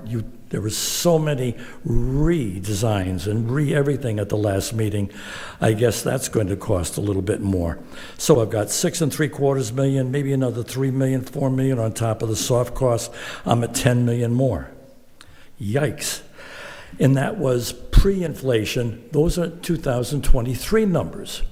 Forget about even new inflation now, which could be tariffs and who knows what else. So now I have no idea what costs are. And the other thing which I was confused about, the CMAR, where the subcontractors are at risk, apparently, I don't know how many subs they're going to have to hire, but they're going to have to, I believe, come to the building committee, who cannot give them the okay, but don't they have to come to the town council to give them the final okay? That was very confusing with all the tapes I've listened to. So I have no idea if we're looking at least $143,000 before midpoint escalation and before contingency. So I hope we can get an answer to that tonight, and it would be very, very important for the community to know. And as you know, I've brought this up every month for 2 years, the $143,900, because Mrs. Alley brought that up, and Mrs. Spiegel was right on the money, right to the penny. Right to the penny. I was really impressed. And now all of a sudden, everything has disappeared. So, and one last thing here. Don't know if you've been paying attention here, but I really hope you work on our House reps and state senators on this homestead legislation, because there's some very powerful individuals at the House and Senate now that are considering the millionaire's tax. And that would be a severe threat to the high-price homes that we're going to need to help come up with some formula, not just the rental of homes, but we also would probably have used those out-of-state homes, which now the state, a few individuals up there are putting together some legislation about taking those values possibly away from us. So that's why I begged you to be first in the queue. I wanted this legislation in there, which you passed early, but I wanted to be the first in line. And I think you really ought to move on this in case there's a real movement with this millionaire's tax, which will take that away from us with helping our own taxpayers, which really need help. Because I'm getting calls now from people I haven't serviced in years, from electricity costs, cancellation of insurance policies, increase of insurance costs. This is a nightmare for most households in South Kingstown right now, but especially electricity costs. Would you please ask the reps and senators to explain why we're doing ourselves in, who have oil and gas heat and electric heat, by paying so much to help the offshore wind people, who I'm very upset with all the whales being killed. Thank you, Mr. McEntee. Thank you, Jim. Just a quick comment with respect to the homestead bill. Jay and I already testified at House Finance last month. It was very well received by the committee. You know, they hold everything at the end of the committee meeting. All the bills are held, but it was very well received. I haven't seen any indication that we'll have a problem. Okay, now, I appreciate that. It's just that this was written up at the end of last week, and all of a sudden I said, yikes, because there's some very long-term, powerful assembly members led by the East Side, especially the East Side folks, Mrs. Aiello, if I'm pronouncing it correctly, because as you know, they've had any multi-million-dollar rental price of homes, et cetera, but it's going to really affect us down here too. I just wanted to get ahead of the curve so we can put a formula together here. I think we are. And I think we're waiting for the Senator Sosnowski to introduce it into the Senate. So as soon as we have that, it's been introduced. So thank you. Thank you, Jim. All right, anyone else in the audience wish to speak? All right, we're now going to move to item 9, public hearings. A is a public hearing relative to an application for transfer of a license to keep and sell alcoholic beverages in South Kingstown in accordance with the general laws of 1956 as amended as follows. Class B victular liquor license, transfer of a Class B victular liquor license from Phil's Kitchen, Inc., doing business as Phil's Restaurant, Phil's Main Street Grill, 323 Main Street, Wakefield, by Kenneth Tetzner, President, to 323 Main Restaurant LLC, doing business as Birchen Bay, 323 Main Street, Wakefield, by Shannon Brito, owner, for the first floor dining area, second floor dining area, walkway, roof deck dining area on an adjacent building at 329 Main Street in accordance with special use permits granted by the Zoning Board of Review on July 21, 2010, April 20, 2011, and February 21, 2012, and as further defined in site plans on file in the town clerk's office. Now, if you guys want to come back up, we know what this relates to. This item here contemplates Phil's transferring its liquor license to your entity to allow you to operate and sell the liquor just as Phil's did. This is a public hearing, though, so we're going to open it up for anyone in the public here who wishes to speak on this. So with that said, anyone in the audience who wishes to speak on this item specifically, feel free to come on up. We just ask that you introduce yourself and limit you to 5 minutes.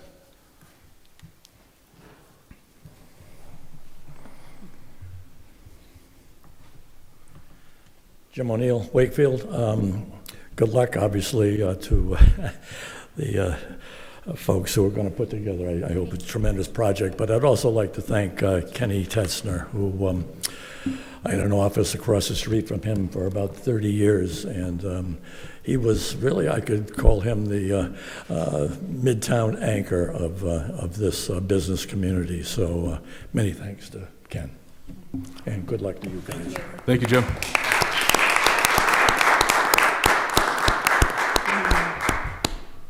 Ken, I see in the audience. You want to come up? Any words? All right. Thank you for all the breakfast. Anyone else in the audience wish to speak on this? All right. Do I hear a motion to close the public hearing? So moved. We had a motion and a second. Any discussion?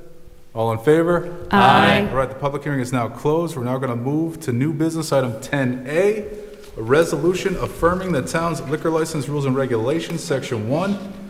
The current number of license for each class shall be authorized as indicated below and will remain the same. Do I hear a motion? Motion to approve item 10A. Second. All right, we have a motion and a second. Wait, don't go yet. You're not done yet. Not done yet. Hold on, So hold close. on. We have a motion and a second on 10A. Any discussion?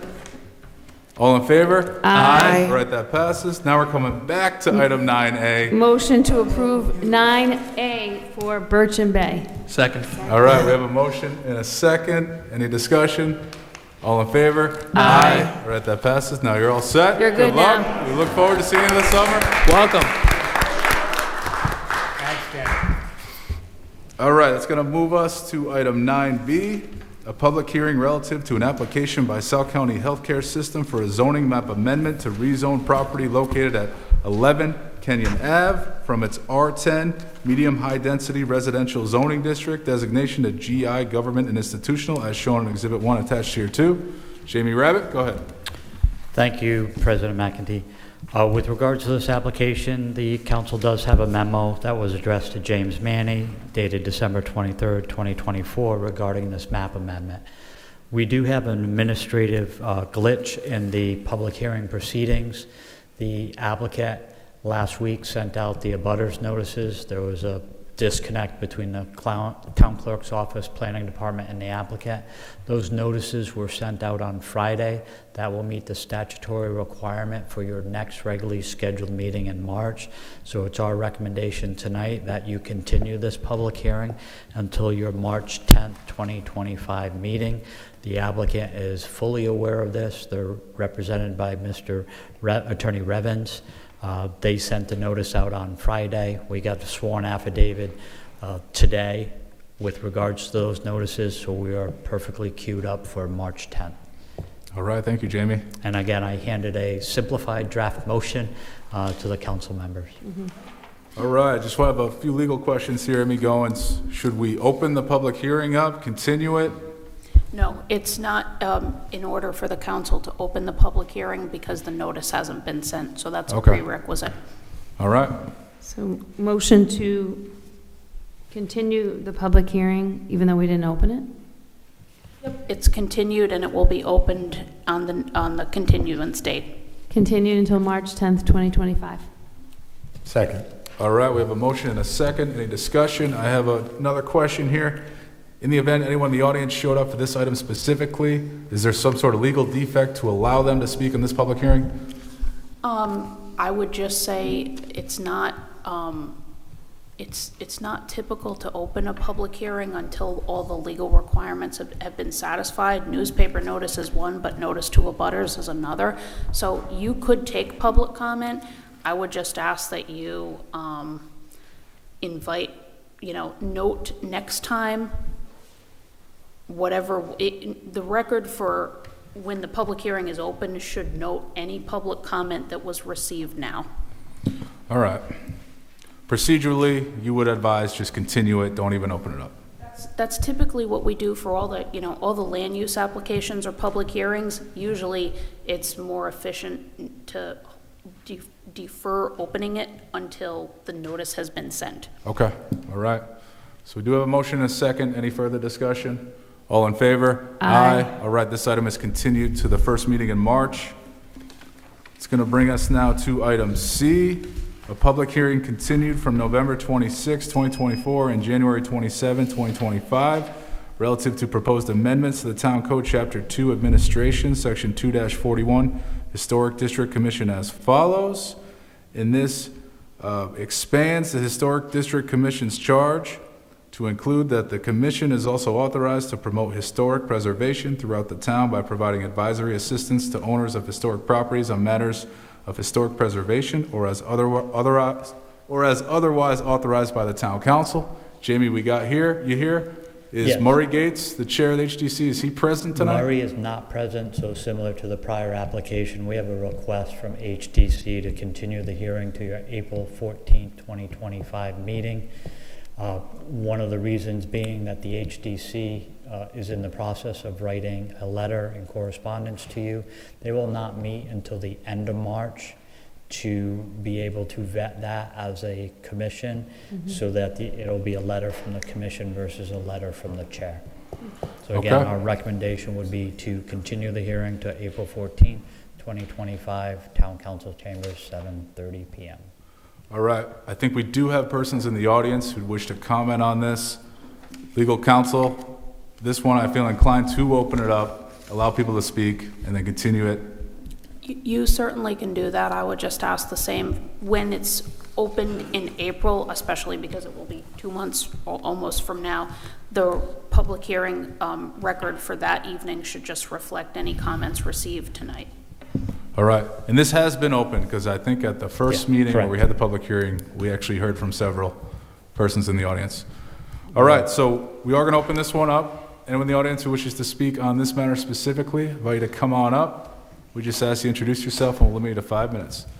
So with that said, first come, first serve. Come on up.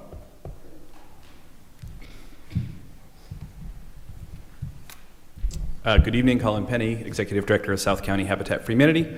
Again, we'd just like to reiterate my comments from the meeting a few months ago. Again, this committee has a very basis in the historic district of, and that's set up by the state. Expanding this above and beyond what kind of the general legal responsibility is, I think it put the town in a lot of jeopardy. Again, when you get into things around housing, there's a lot of additional laws that go around it because, again, not every building permit, everything comes up in front of the planning board and those sort of things, unless they're looking for variances and that sort of stuff. And that's typically where then this group would lend their comments. There's a lot of, great nonprofits out there. There's opportunities to create one specifically for this town, if doing the historic plaques and doing the documentation and those sort of things. I think that's really where this work belongs. I think you start to get, the Affordable Housing Committee might want to get up and ask to give blanket opinion on every building permit that's pulled, saying that that restaurant should be affordable housing, or your recreation committee might want to say, everything that's done, whether it should be a pickleball court. It's, I think there's a place for it. In addition, historic preservation is incredibly important, and there's a lot of folks in this town that are very passionate about it.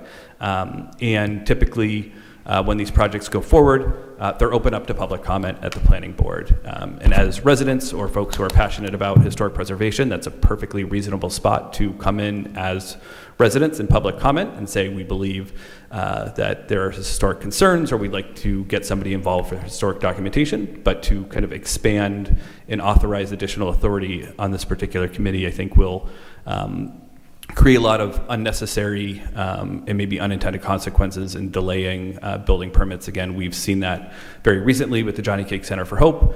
And as a developer, I see it quite often delaying projects, sometimes months and months, and causing tens of thousands of dollars of additional expenses. So I'd encourage the town council to allow the committee to do what its statute is and not expand it. But again, that doesn't mean that historic preservation is not important, just there are other places for that to be done. Thank you. Thank you. Go ahead. Thank you for coming down. Oops, sorry, thank you for coming down, Colin. The council wasn't aware that this was going to be continued for a fourth time either. Anyone else in the audience wish to speak on this matter? All right, do I hear a motion to continue this? Motion to continue item 10C. And that's to the first meeting in April, Jamie? Yeah. Yeah, just, Mr. Chairman, sorry, Mr. President, just for clarity, that would be April 14, 2025, 7:30 PM, Town Council Chambers, 180 High Street. So moved with additions. Thank you. All right, we have a motion and a second. Any discussion? All in favor? Aye. All right, this item is continued to the meeting on April 14th. It's now going to move us to item D here, a public hearing relative to proposed amendments to police standing orders. Chief Moynihan, come on up.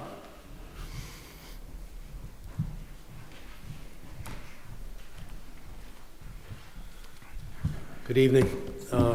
So before you is 7 standing orders that have been in effect with the police department. Many of the changes that we're requesting are long overdue.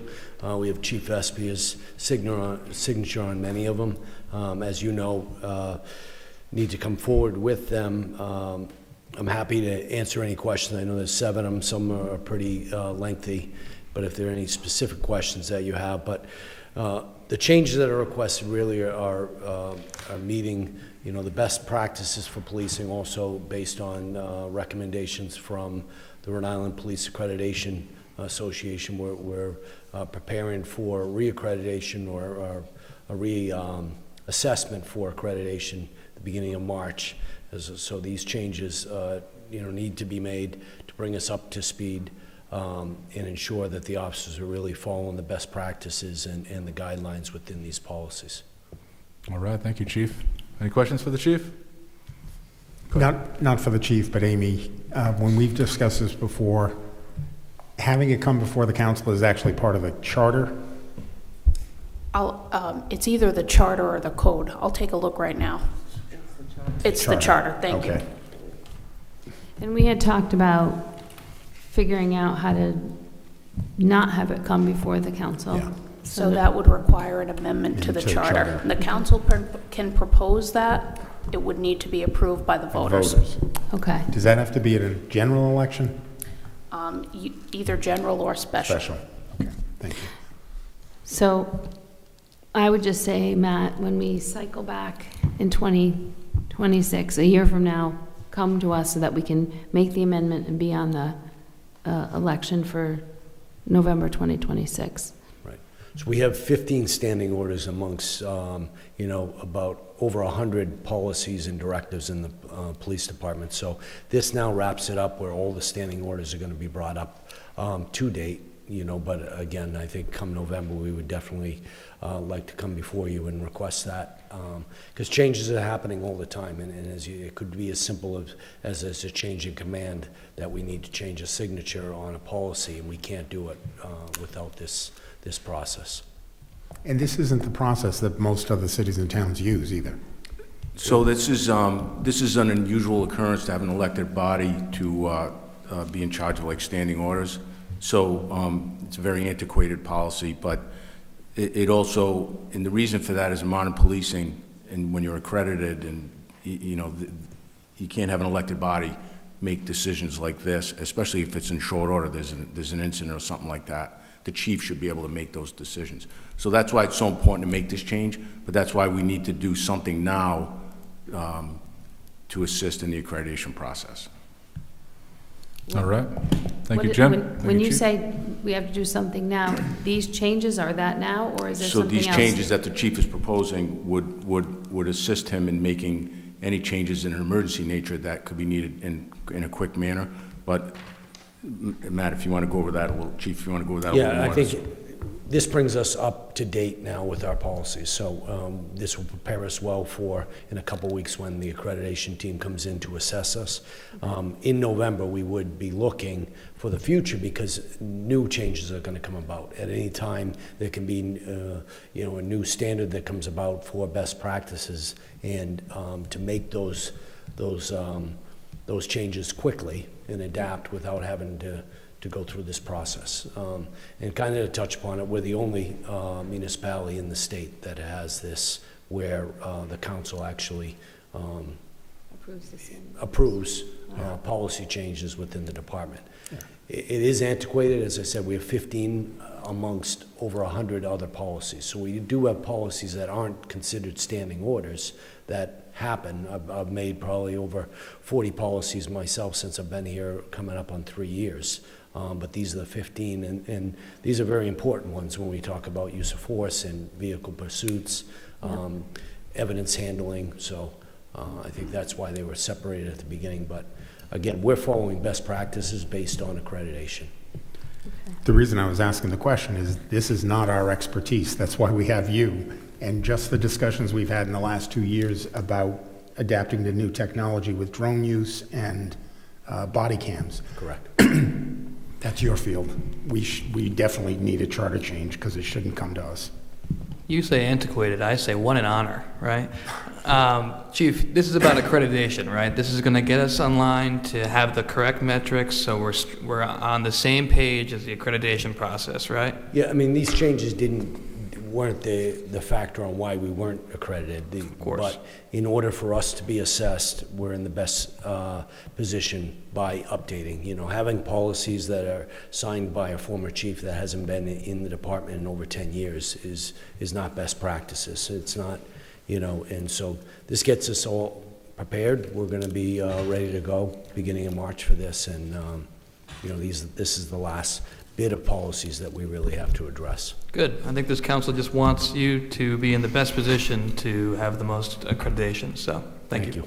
Thank you, Chief. You're an excellent chief, and you've done a lot of wonderful things in bringing the department up to speed, because there was a lot to be done there, so we appreciate that. Thank you. Also, great suit. Well, thank you. Great suit. Jim let you wear, so I did notice that Jim didn't say you had to wear your uniform. No, Jim doesn't. The manager does not say. No. Right. Thank you for your hard work, because I know this whole last year has been a lot of work on your part, and a lot of other people that worked for you, and a lot of unexpected things came your way, and I just appreciate your hard work. So I'm hoping that we can We have a great team, move this you know, on. and as we've come and asked, again, I thank you as the council. You've always been supportive of our ideas and thoughts, and really the programs and initiatives that we start. But you know, I'm just one of many of the team that they do a great job. So we're ready. And please express our gratitude to Lieutenant Gardner for retiring. Yes. Yep. All right, Chief. This is a public hearing, so we've got to open it up. If anyone in the audience wishes to speak on this item, feel free to come on up. Seeing none, do I hear a motion to close the public hearing? So moved. Second. All right, we have a motion and a second. Any discussion? All in favor? Aye. All right, the public hearing is now closed. Do I hear a motion on item 9D? Motion to approve item 9D. All right, we have a motion and a second. Any discussion?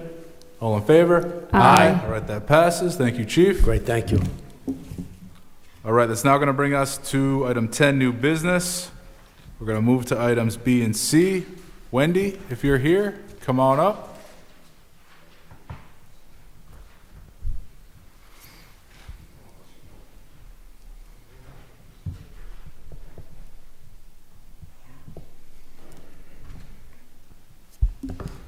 Good evening, Wendy Duart, Town Assessor. Item B is a resolution authorizing the abatement of taxes in the amount of $45,622.14. This was a result of a assessment board of review decision. The meeting was held on January 9th in 2025. This was the old Schneider building. So they had been appealing since 2018, but this was the first time that they had brought representation and an appraisal. And the board motion was to reduce the total assessment from 11.8 million to 7.7 due to supporting evidence. And that's the abatement number 645. All right, any questions for Wendy? Do I hear a motion on this item? Motion to approve item 10B. Second. Okay, we have a motion and a second. Any discussion? All in favor? Aye. All right, that passes. Now we got item C. So this is years 2 and 3 for the vendor's Eagle View. So that's for our software that allows us to view properties through drone, basically. This was awarded on July 28th of 2023. I didn't realize that I could do all 3 years, so this is really just paying them for the years 2 or 3 of the contract.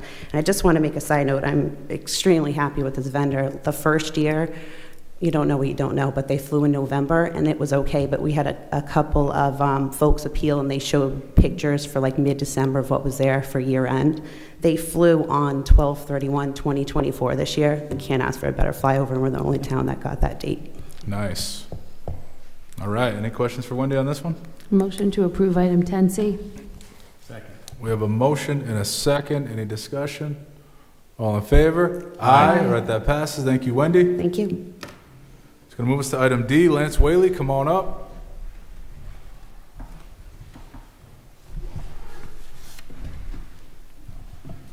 Hi, good evening. What you have in front of you is a bid of award for fire alarm testing for the town buildings. This is the first time we actually went into business with the school departments to get a bigger bid process. I'd like to thank Julie Mason from Finance, Mark Russo, and Brian Mahoney for doing a lot of hard work putting this together. So we have, like to give award a bid to Fire Systems, Inc. for testing the town buildings and schools for fire alarm, sprinkler, kitchen suppression, and that's pretty much it. All right, thank you, Lance. Any questions for Lance on this? Lance, how many bids were there that went out? 3. Was this the lowest? This was the lowest. 4 bids went out, 3 received, and this was the lowest bid. Thank you. Yep. Is this a new vendor, or is this? Yes, this is a new vendor. This is for a 3-year contract. We just left a 3-year contract, and now we're renewing with another vendor. Okay. Did the other vendor bid? They did. They were bought out by a larger company. Oh, okay. Is this the first time that you guys have bid together with the school department? It is. So you feel that this was a successful way to save some money for both of you? It puts everybody on the same schedule. So Oh. all of the town buildings are going to be done at the same time. Okay. Was there any financial benefit to doing I it think like it this? came in cheaper with the more buildings we put out there. I think it did come in as a cheaper. Right, that's fantastic. Thank you for doing that for all of us. Motion to approve item 10D. Second. All right, we have a motion and a second. Any discussion? All in favor? Oh, Sorry, just one quick question, Lance. Who's footing the bill? Is this being split with the school department? There's a massive breakdown on this. The first year for the town buildings would be $17,000. That usually comes out of my professional services. And then the second year would be $17,500, and the third year is $18,400, and the rest of it would be on the school department. Out of their budget? Yes. Thanks. I don't have the breakdown for theirs. I just got to check, Kate. Yeah, yep. all right, any further discussion? All in favor? Aye. Right, that passes. Thank you, Lance. Luke Murray, come on up.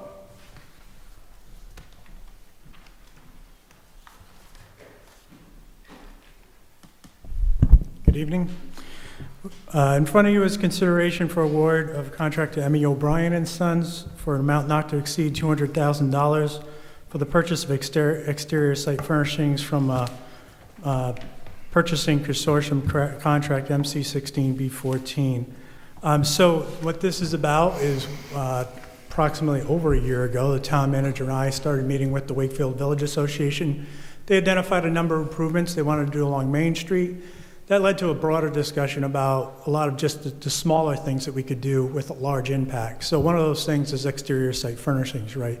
Put it out there, it is a big impact. If you look at the site furnishings that currently exist on the Riverwalk now, they're old, they're dated, they need to be refinished. So the plan would be to actually take those out and match a new style of furnishings along Main Street, but we can send those out, get them repowder coated, bring them back to repurpose in a different park location. So that's the plan. What this contract would do is give us an amount not to exceed. We do have individual pricing from the consortium, but we can be a bit flexible to purchase the benches, the trash receptacles, the planters, that we'd like to have in the quantities we need. So we've got pricing on a pad, without a pad, if we decide to have our own crews install that site furnishing. So it gives us what we need, which is flexibility. So the plan is Main Street, Riverwalk, Saugatucket for some, looking at Peacedale as well, and then the reuse benches we're actually looking at for the library property, the garden, because we have a new plan that incorporates that and to save some cost, refinish and reuse those benches. Emmy O'Brien's a very reliable vendor. They're probably one of the biggest exterior site furnishing representatives in New England. We actually purchase a lot of our exterior site furnishings and playground equipment from them now. All right, thank you, Luke. So where did the 200,000 come from? I don't see it in your, It's a good question. It is, but I'll explain. So this was obligated through the ARPA funding. This is kind of the last of the obligated ARPA funding that you had included as part of the memorandums of agreement. I see it, okay. Yep. So this will continue to move that money into circulation and get it to good use. All right, excellent. Do I hear a motion? Motion to approve item 10F. F? Second. All right, we have a motion and a second. Any discussion? All in favor? Aye. Aye. All right, that passes. Now we're on to item G, Luke. So I'm going to request that we table this, and I'll explain. So in the interest of time, to try to keep, again, schedule moving on the school project, we had a review of the commissioning agency happening effective last week. In order to get things on the agenda, we have a timetable to do that, right? And the agenda was crossing over the posting with the end of our review period. So the plan was, had we had a clear front runner, that was a no dispute, and we were able to get all the background done, we would have had it on the agenda to bring to you tonight. We did put on somebody who was the apparent low bidder. However, the process doesn't work that way, right? It goes to the building committee first. They're the front line of defense. When it went to the building committee, there was some questions with regards to qualifications and due diligence process on the vendor. So we tabled it. We'll bring it back to the next meeting on the 10th. We've already done reference checks, and we'll have all that written up for you at the next meeting. No problem deferring this to the March 10th meeting? Yeah, and I know there's questions on schedule. Will this impact anything? The commissioning agency is a long-term item. We like to get them on board now. Phil would like to have them on board now, but I've been assured by the project team this will have zero impact on any schedule. Okay. And they're here tonight, so you can confirm that when they give their update. All right, can we just get a head nod or something? All right, cool. So I ended up, I didn't attend the meeting, but I watched afterwards. One, I want to say that, Kate, you run a great meeting. A lot of people should take a page out of your book. So I appreciated the way you ran the meeting. I appreciate Dave Palizzetti asking the questions and making you do the math, Katie. You laughed and came back. It was good. So I think in the future, I really appreciated what Dave said was to score the bids without the pricing so that you wouldn't be, because the lowest bid got also an advantage in the scoring because they were the lowest bid. And then, you know, Dave is an experienced facilities guy, and he kind of asked a bunch of questions about the pricing and, you know, the range of bids. And I actually, while Jim was talking, I got the presentation from the school building committee about the commissioning agent. And so the bids are around, tell me what the bids are around? That the low, approximately 119,000 Is the round low? number, and upwards of 219. Yeah, about $100,000 swing. So it was Right. definitely to your point. So in your school building presentation from October 2023, I don't know if that was you, Phil, or someone else, but the commissioning agent, in the revised estimate was $250,000. So we're pretty close, maybe a little under, which is a good thing. Always better to be under. But I did want to follow up that, Jim, this is the revised estimate. I printed it for you for the cost project. That's for Jim.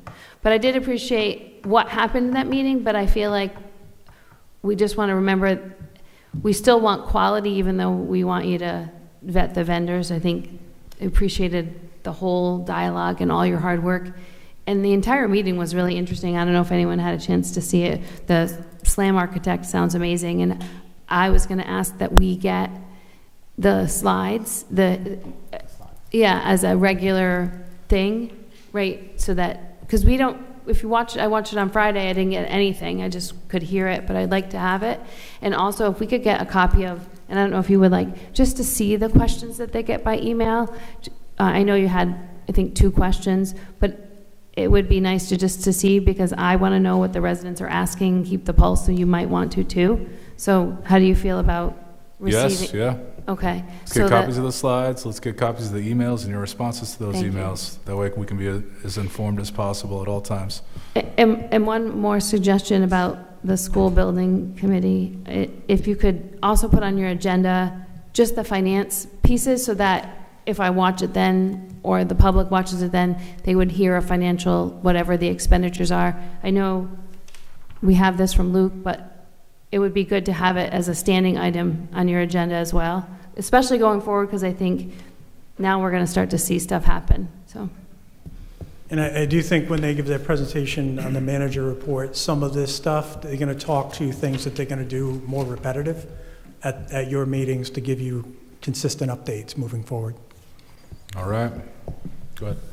Just to clarify, Luke, for the item that's actually on the agenda, Catalyst Commissioning Group was the low bidder, and that's why they were put in, but they're not necessarily going to be the ones coming back after you've had an opportunity to review? That's correct. So we'll make no guarantees at this point on who's going to come back. And I was at the meeting. Dave Pelizzetti's objection basically was that their bid was so much lower, it kind of stood out. Yeah. And I agree. The rubric in selecting sounded like it gave too much of a bonus to the low bidder.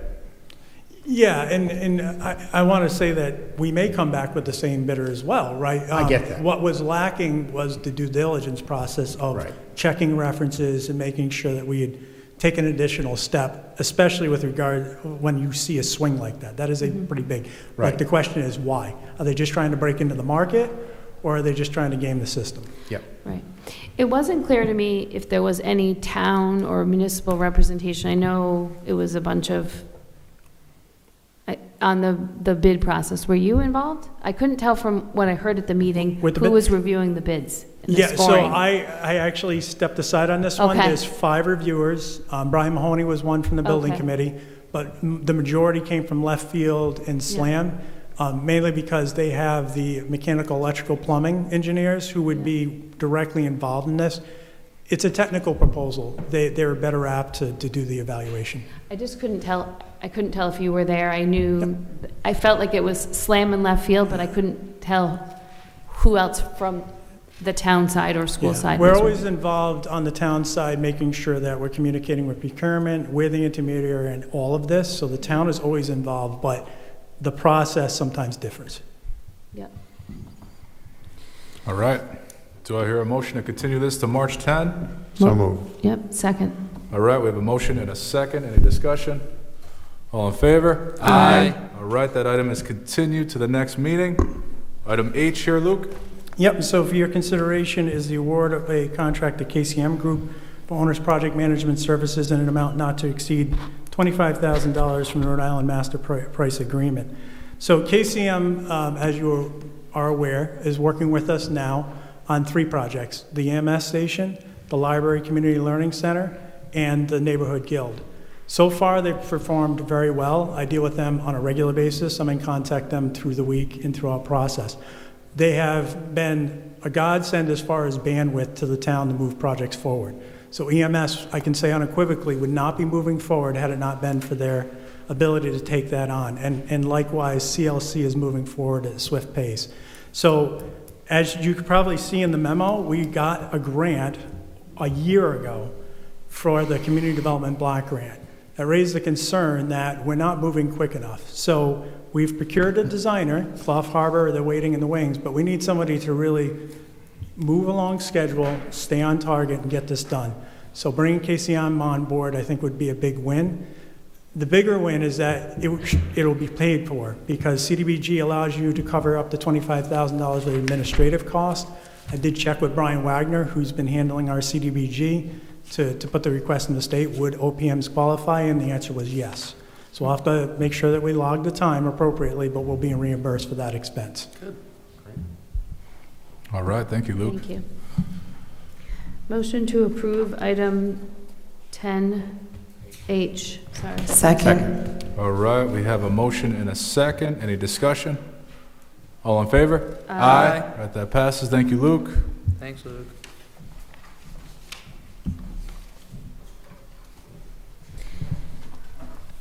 Terry Murphy? What do we got? Good evening, Council. Terry Murphy, Director of Leisure Services. Agenda items I and J are linked, and they both are relative to the Old Mountain Field Improvement Project, which you are aware is a major infrastructure project for the Parks and Recreation Department. It has, you have authorized funding through ARPA funds and reallocated capital improvement funds to fund this project and to really focus on the Phase 1A of the project that we've been discussing over several months, that is the result of a master plan process that started back in 2022, and we have utilized Beta Group. Randy Collins is here with us this evening, and the goal was to really get this first phase of the project underway. You are aware we went out to bid back in November for Phase 1 of the project. The bids came in over budget. The review team, in consultation with Randy, got together. We reviewed the plans again, tried to really look at how to value engineer what we could without losing the spirit of the project and what we feel is necessary to make an impact at Old Mountain Field, to bring it to where it needs to be. The 3 lowest bidders out of 4 bidders were chosen for the town to put a bid back out with some redesign. There were some elements of the plan that were modified so that we could look at coming in with a lower number that might be more palatable and basically within our budget. That some of the elements that were modified included stormwater management. Some of the smaller things were like skylights in the building. There weren't a lot of elements that were a big number, except for the seating area around the ball field, which was like a stadium-style seating area that connected to the plaza. I do have some images that we're going to show you momentarily, but ultimately, we received the competitive bids back from the 3 low bidders, and the low bidder was E.W. Berman, Inc. They were determined to be qualified. We checked references on this contractor. They're a Rhode Island contractor. They've done multiple projects on the municipal and state level within the town. Their bid, there was the 2 sections to the bid. There was the major lump sum bid to complete Phase 1A without the seating area. That was the big ticket item that we looked at and said, okay, if we remove this, we may have, we may meet our budget, but we put that in as an alternate in the bid so that we could see what we could do if we had access to other fund authorizations like the recreation impact fee, the Fair Share Development Fund. With that, E.W. Berman came in at $3,029,000 with the alternate piece of the seating area at $749,000 for a total of $3,778,000. Our funding sources include, as I mentioned, rescue plan funds at $977,571, CIP reserve and reallocation funds at $1,942,004, with a total, that totals $2.919 million. So we would fall short if we wanted to do the whole project, which we're try to bring it up on the screen for you.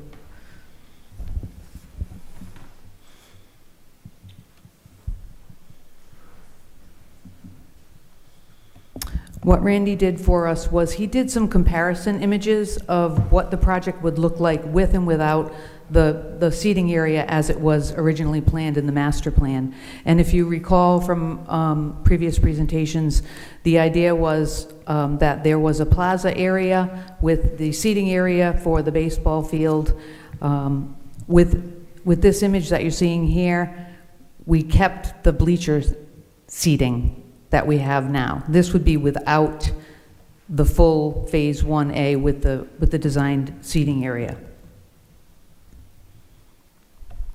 This is an image that shows how this area was meant to be designed. It's a much more inclusive, open, has connectedness to the plaza area, community gathering point, and it's a better feel. It's also more accessible. We talked about accessibility. There's a number of features in this design that allow for folks with some mobility issues to be able to actually get down to the main seating area, sit with companions and watch a ball game or watch whatever happens to be going on in the baseball field. There's a couple of other images that just show what the design will look like. It's kind of the back side of the concession building. This image is obviously looking from the baseball field, but you can see the bleachers are there and the concession building is there. There's still a plaza area, but it certainly doesn't have the same effect as a stadium style wraparound area. See if this, here's a side view from the third base side. That shows the difference in the project. So, in my humble opinion, we feel strongly that this feature of the design is an integral part of this Phase 1 of the master plan. And if we don't do it now, we don't know when we'll be able to do that and add that element into this project. We have a long-term master plan and a vision for Old Mountain Field. It includes multiple phases. This is just the first phase. It would be great to take a good step forward and get Phase 1 done. I do have Mr. Collins here if you have more technical questions or about the design. What I am seeking is the council authorization to utilize the fair share development fees of about $1.13 million to cover the balance that it would take to fully implement Phase 1A for the Old Mountain Field project. All right, thank you, Terry. Randy, come on up. Good evening. Good evening. All right, so assuming the money is authorized to be spent tonight by a vote here, are we looking on target for sort of some of the dates that we outlined before as to when Phase 1A here would be complete?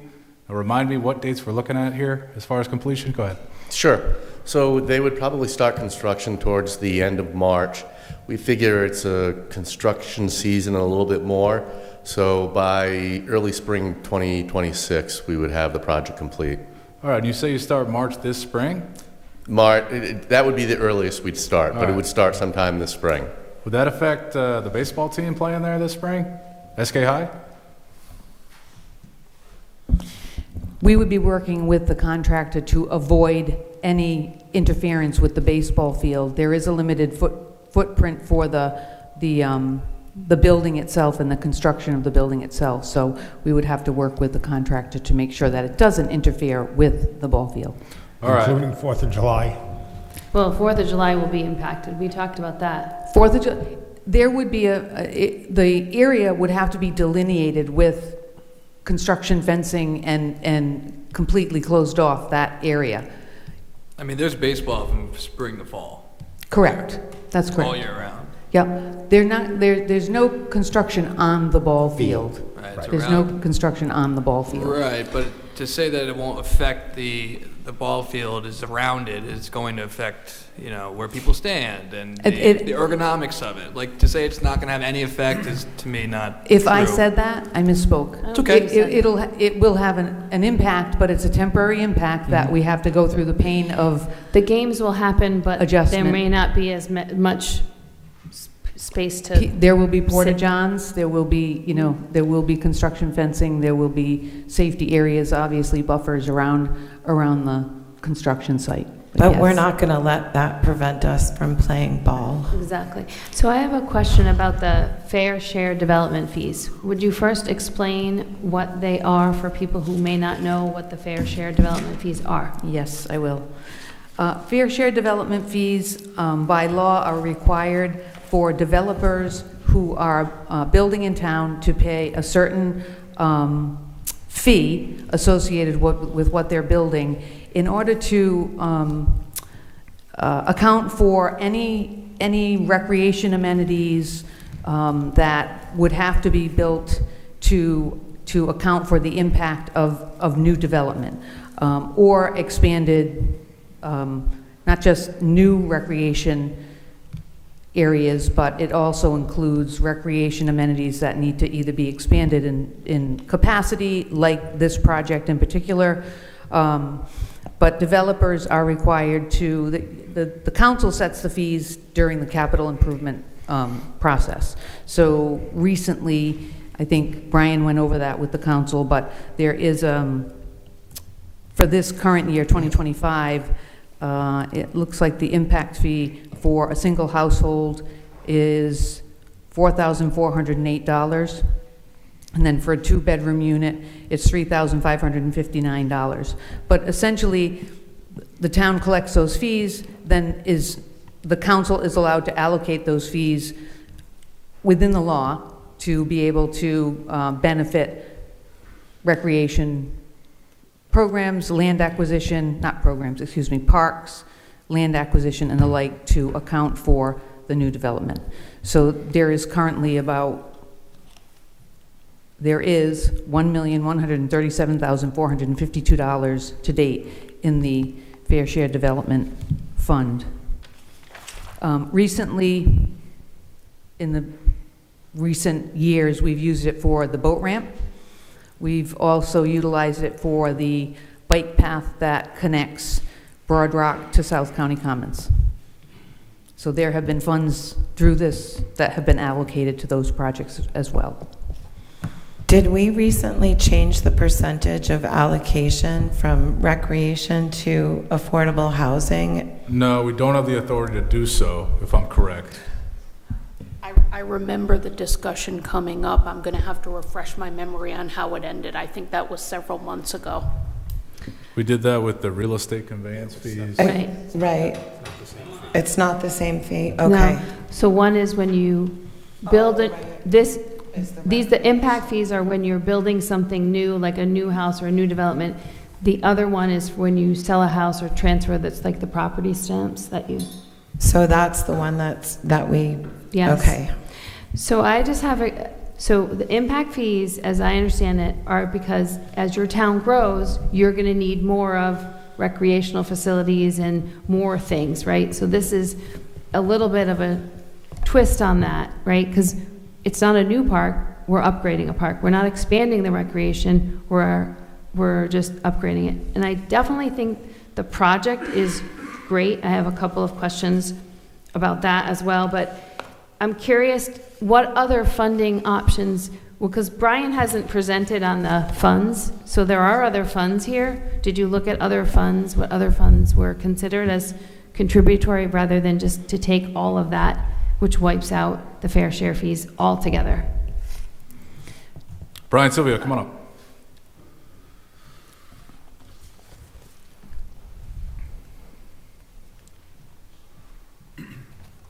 So I think it's a good spot to talk a little bit about what are the amounts that the town receives in fair share development fees on an annual basis? Is that fairly consistent? Do we see that fluctuate?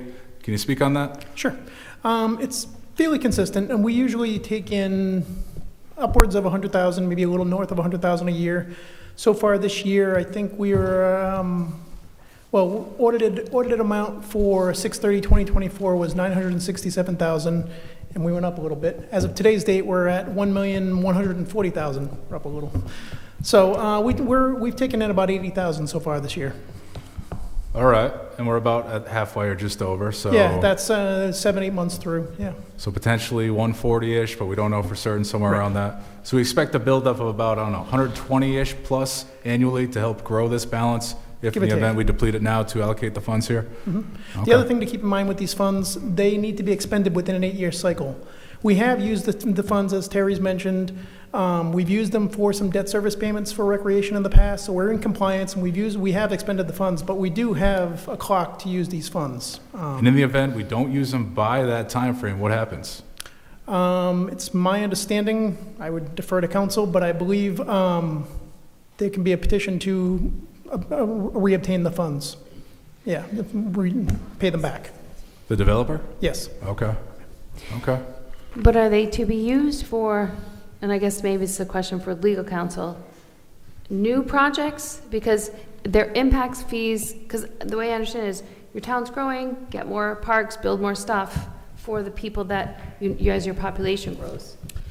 I'm reviewing a memo from our office to the council from last March 2024, and in that memo, we reviewed both the state law and the local the provisions of our ordinance on impact fees, and the general law on the Development Impact Fee Act indicates that the fees are authorized for a fair share of the cost of new and/or upgraded public facilities. So the fees are not just for new facilities, they're also for upgrades to existing facilities.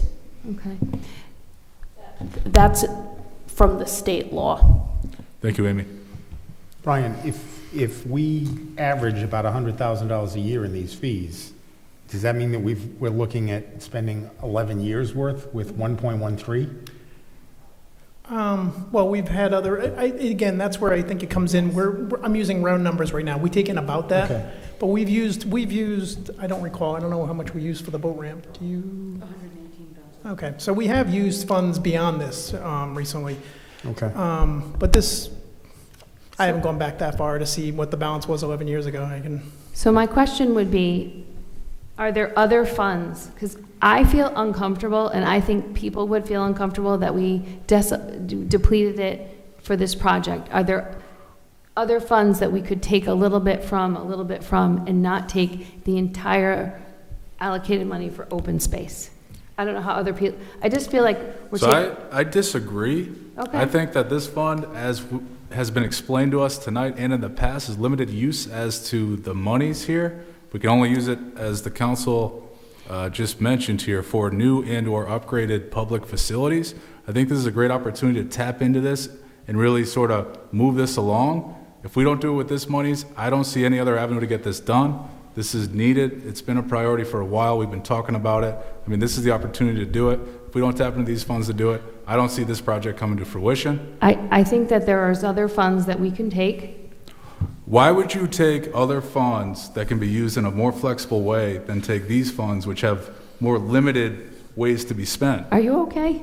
No, I'm trying to get clarity. Point of order. I disagree with sort of the policy that you're trying to get at. there's other rec funds, there's other funds to look at. We don't even understand have you looked at this?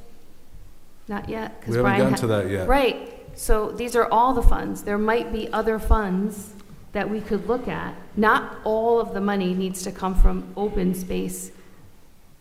This is not related to open space. Fair share development fees are related to development. We get the fees.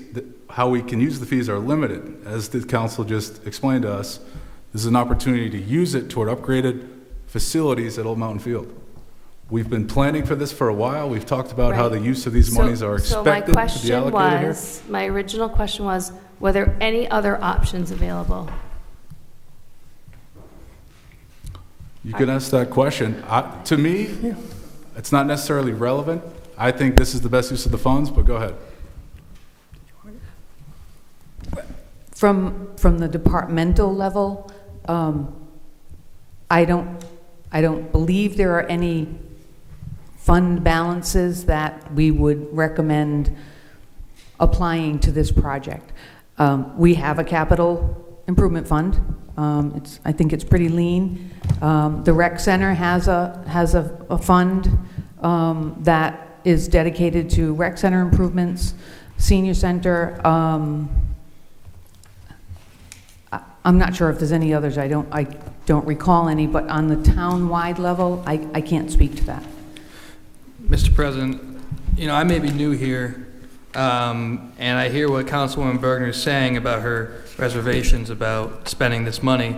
Councilwoman, do you have any suggestions of what funding we should do instead? Because as someone said to me once, you can't go run against nothing. So do we have anything in there that you can suggest we can use for funding? Or if not, then I think if what the town has suggested to us is that we should do this. But I'm just wondering if you have any. Well, I personally Since you're a senior here, I just want to know. I personally don't feel, I think that some money can come from it, but I don't think all the money should be depleted for that. For example, we've talked about Noyes Farms a couple of times, right? They're working on trying to put a passive recreational trail there.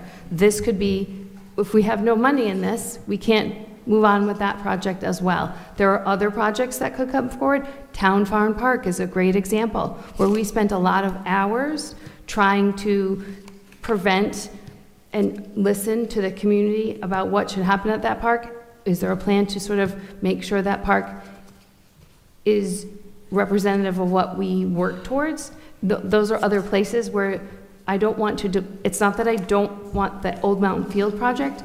I don't want to put all the money there and then go, oh, we have no money for anything else. Right, so my question was, do you have the... So I'm asking if, I don't know, I've looked at this. Did you read this? I got this morning. Okay, because I'm just wondering.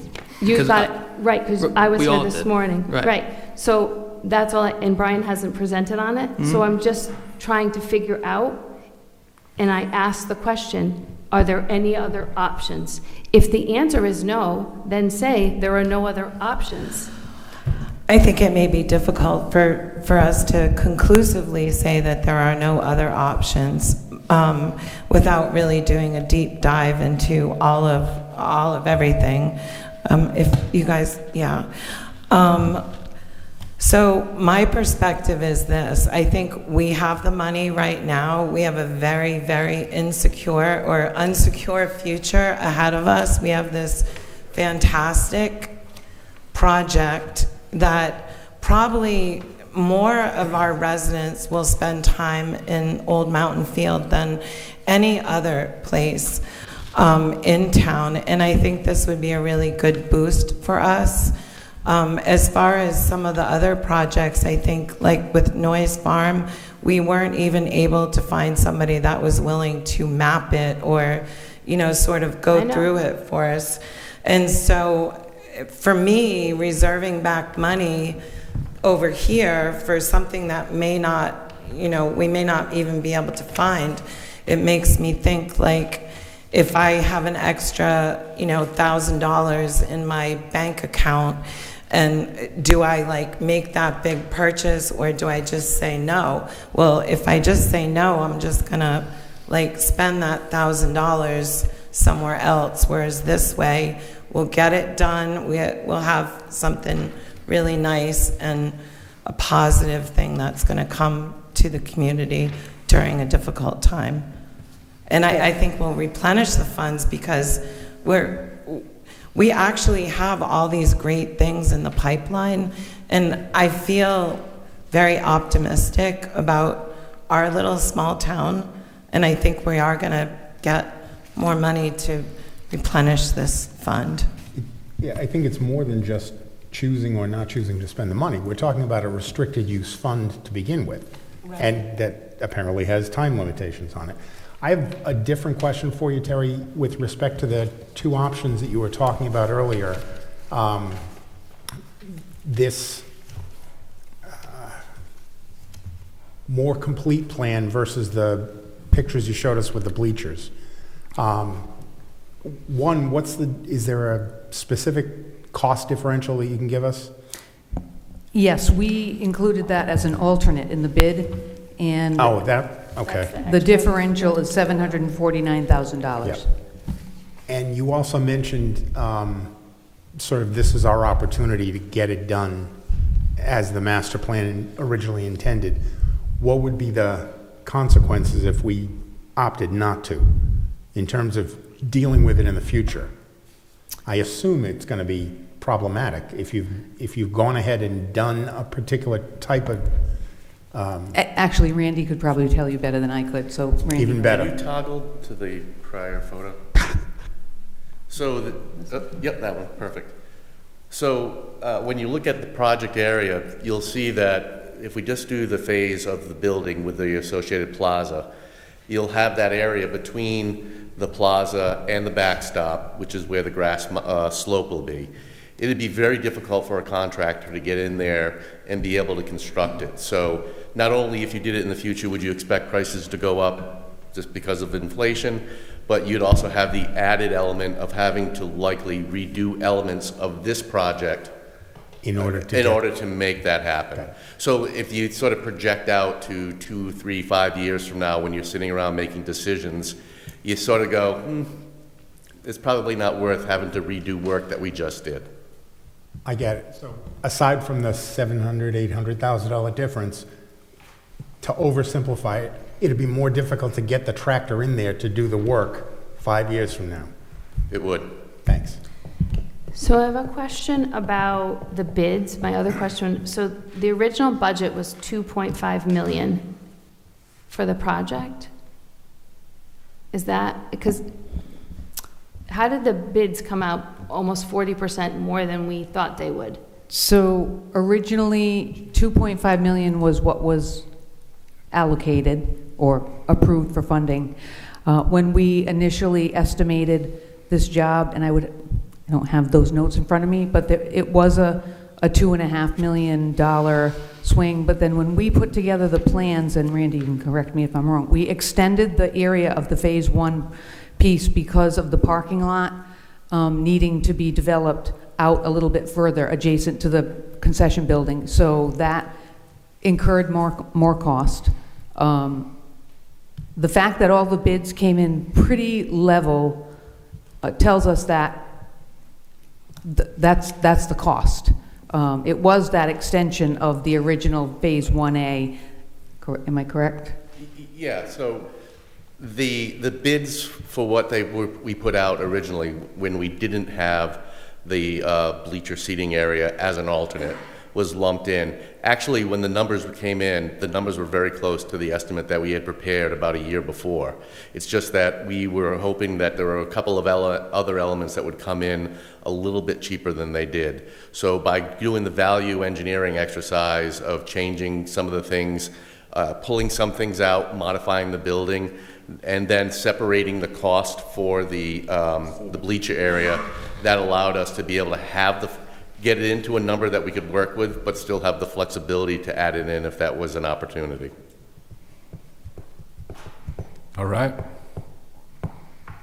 So my position is it makes sense to address the looking at other funds. I just believe that's not relevant for my opinion, because you're really just taking from an amount with more flexible uses of money to pay something that fits right into the criteria for this pot of money that has limited use. So it's really just reaching into one fund to help fund this.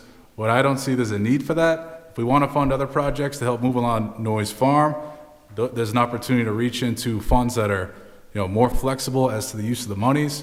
Maybe the general fund, maybe another fund that has a lump sum of monies. So I get what you're saying, I just don't agree with it. And I think that if we want to fund other projects that may fit into this criteria, and we want to do it sort of in the next year or two, we're going to have to reach into those funds that allow for more flexible use.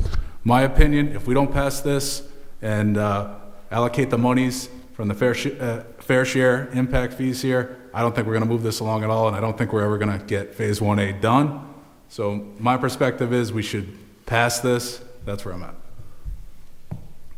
So Any discussion? Do I hear a motion? Anything? So I just want to say for the record, I asked if there were any other options considered, and no one, there was no information provided.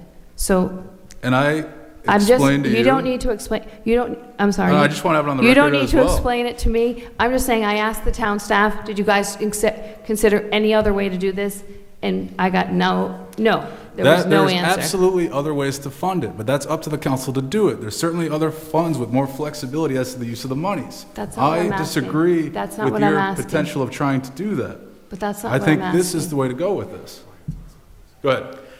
So I didn't bring the slide up with me, I wasn't on that topic, but going off of memory, in terms of recreation funds that are in the package, there is the Friends of Parks and Recreation, I may be getting the name wrong. That's restricted. Yes, I know, I'm just going over the funds, and those are restricted funds. There are funds associated with the Neighborhood Guild, again, restricted to the Guild. Funds related to the rec center, again, related to that function, which is a benefit to the town. Those capital improvements are funded out of that program. We have a capital reserve fund for recreation, of which I believe right now there is about 9,000 that is not encumbered associated with current projects. That's, I think, yeah. I think in the recreation umbrella, there's about 9,000 in capital that is not encumbered right now. Does that answer your question, Councilwoman Berger? What did you say? Does that answer your question, what Brian just said? That's some of the funds. There are other funds. I was speaking to recreation funds. Yep. Yeah. But I just wanted the town staff, ideally, to say, we've vetted all these other options, we twisted and turned, and this is the only one that works. That's what it would make me feel better, because we are depleting an entire fund that was dedicated. All right, let me ask this question sort of a different way. Now, based on your understanding of all the funds that we have and the balances in those funds, including the Fair Share Development Impact Fee Fund, is it your opinion that the best use, if we're going to go down this route, is to tap into this fund to fund this project? Yes. Okay.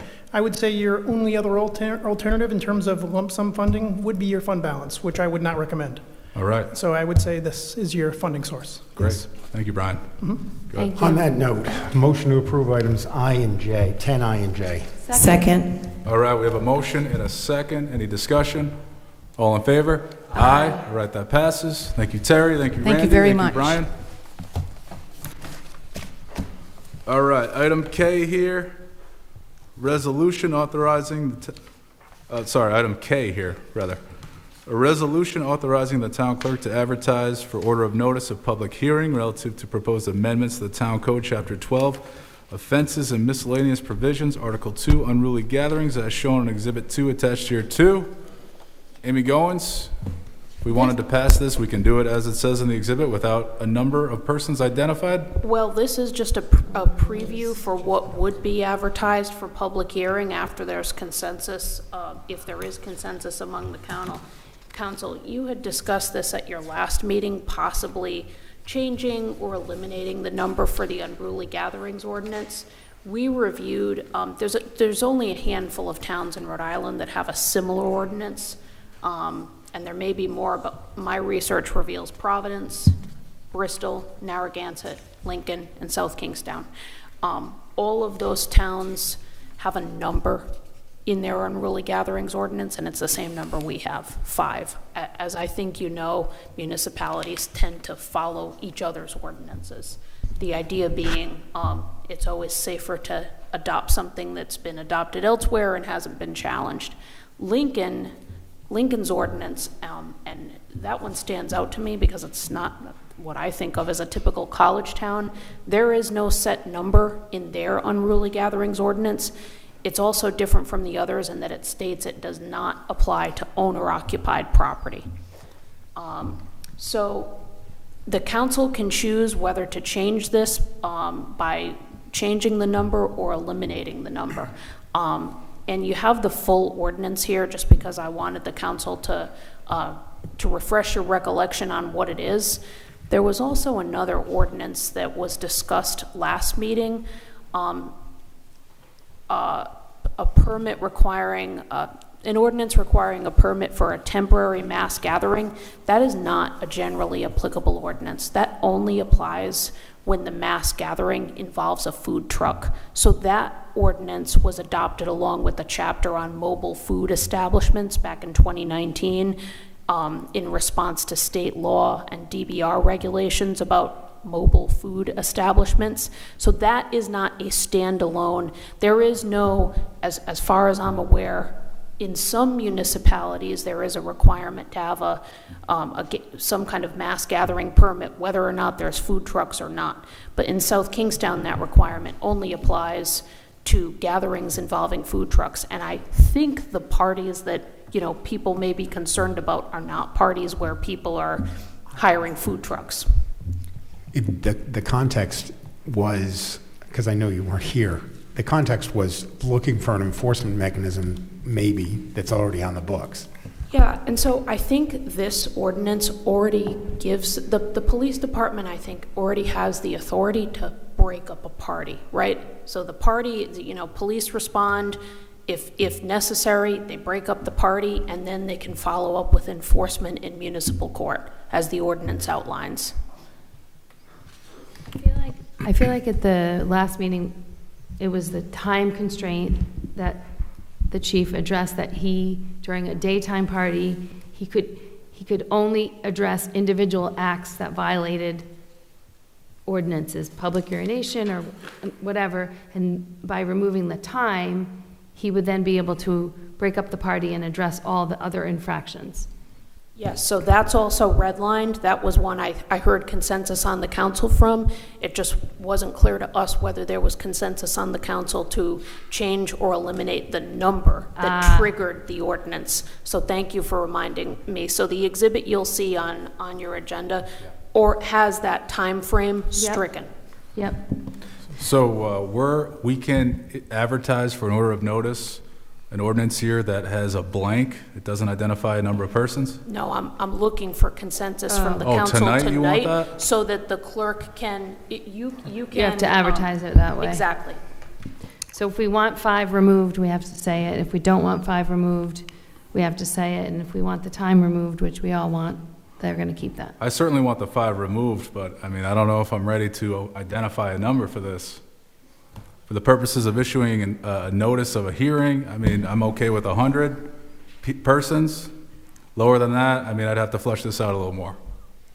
Council, have we checked with the trust and about our decisions at all and see if liability gets changed with all that?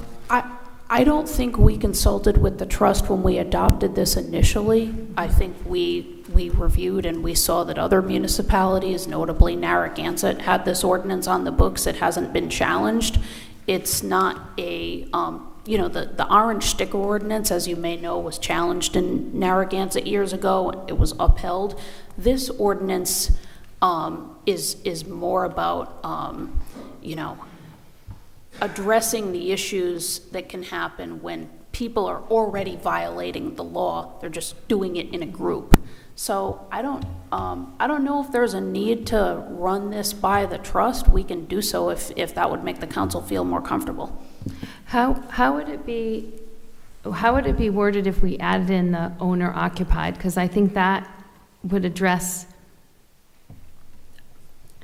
anybody having a barbecue with 12 people could be a public nuisance. Like I could not host one, but what language would we add? What would that look like? You would add to the ordinance an exemption for owner occupied property, and I would try to avoid a double negative. It could be does not apply to owner occupied property, right? So it would simply be removing any owner occupied property from enforcement.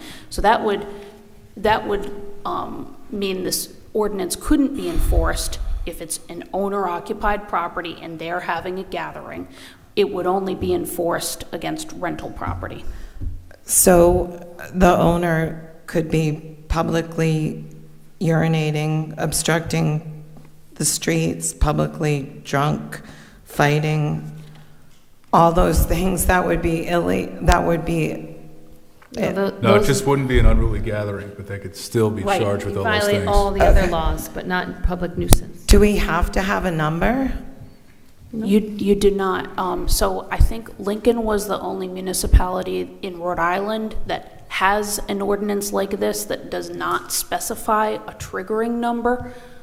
So I guess in Lincoln, if there are two people, or even, I guess, I don't know how one person can have an unruly, it's like the expression about, what is it, two's company, three's a crowd. So it really is context dependent on what are the issues with your municipality.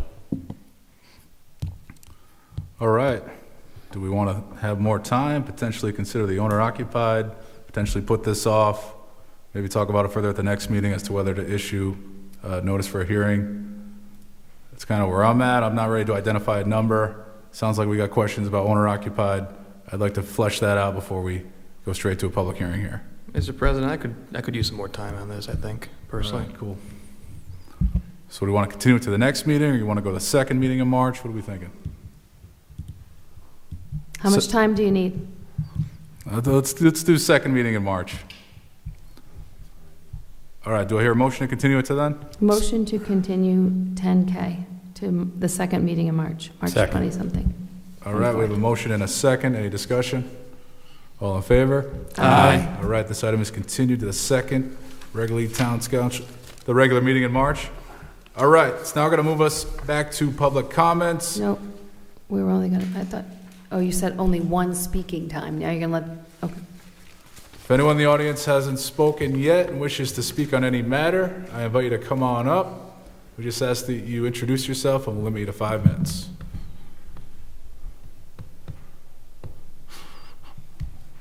All right, now, Doral, just doing one tonight. All right, we're going to move on. We know we've had some consultants in the front sitting for a while. We're going to go to the town manager's report. Jim.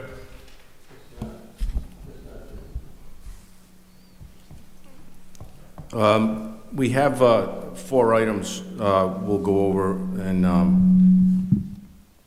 the first one will be representing the school building committee tonight is Kate Massinati, who's the chair, Kate Turner from Left Field, and Phil Conti from Studio Jade.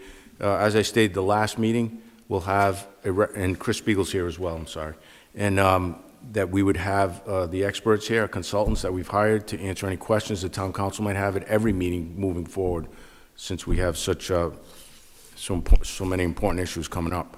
So I'll bring Kate, Chris, and Phil up, and if you have an update you'd like to give, or if the council has any questions, now's the time to do it.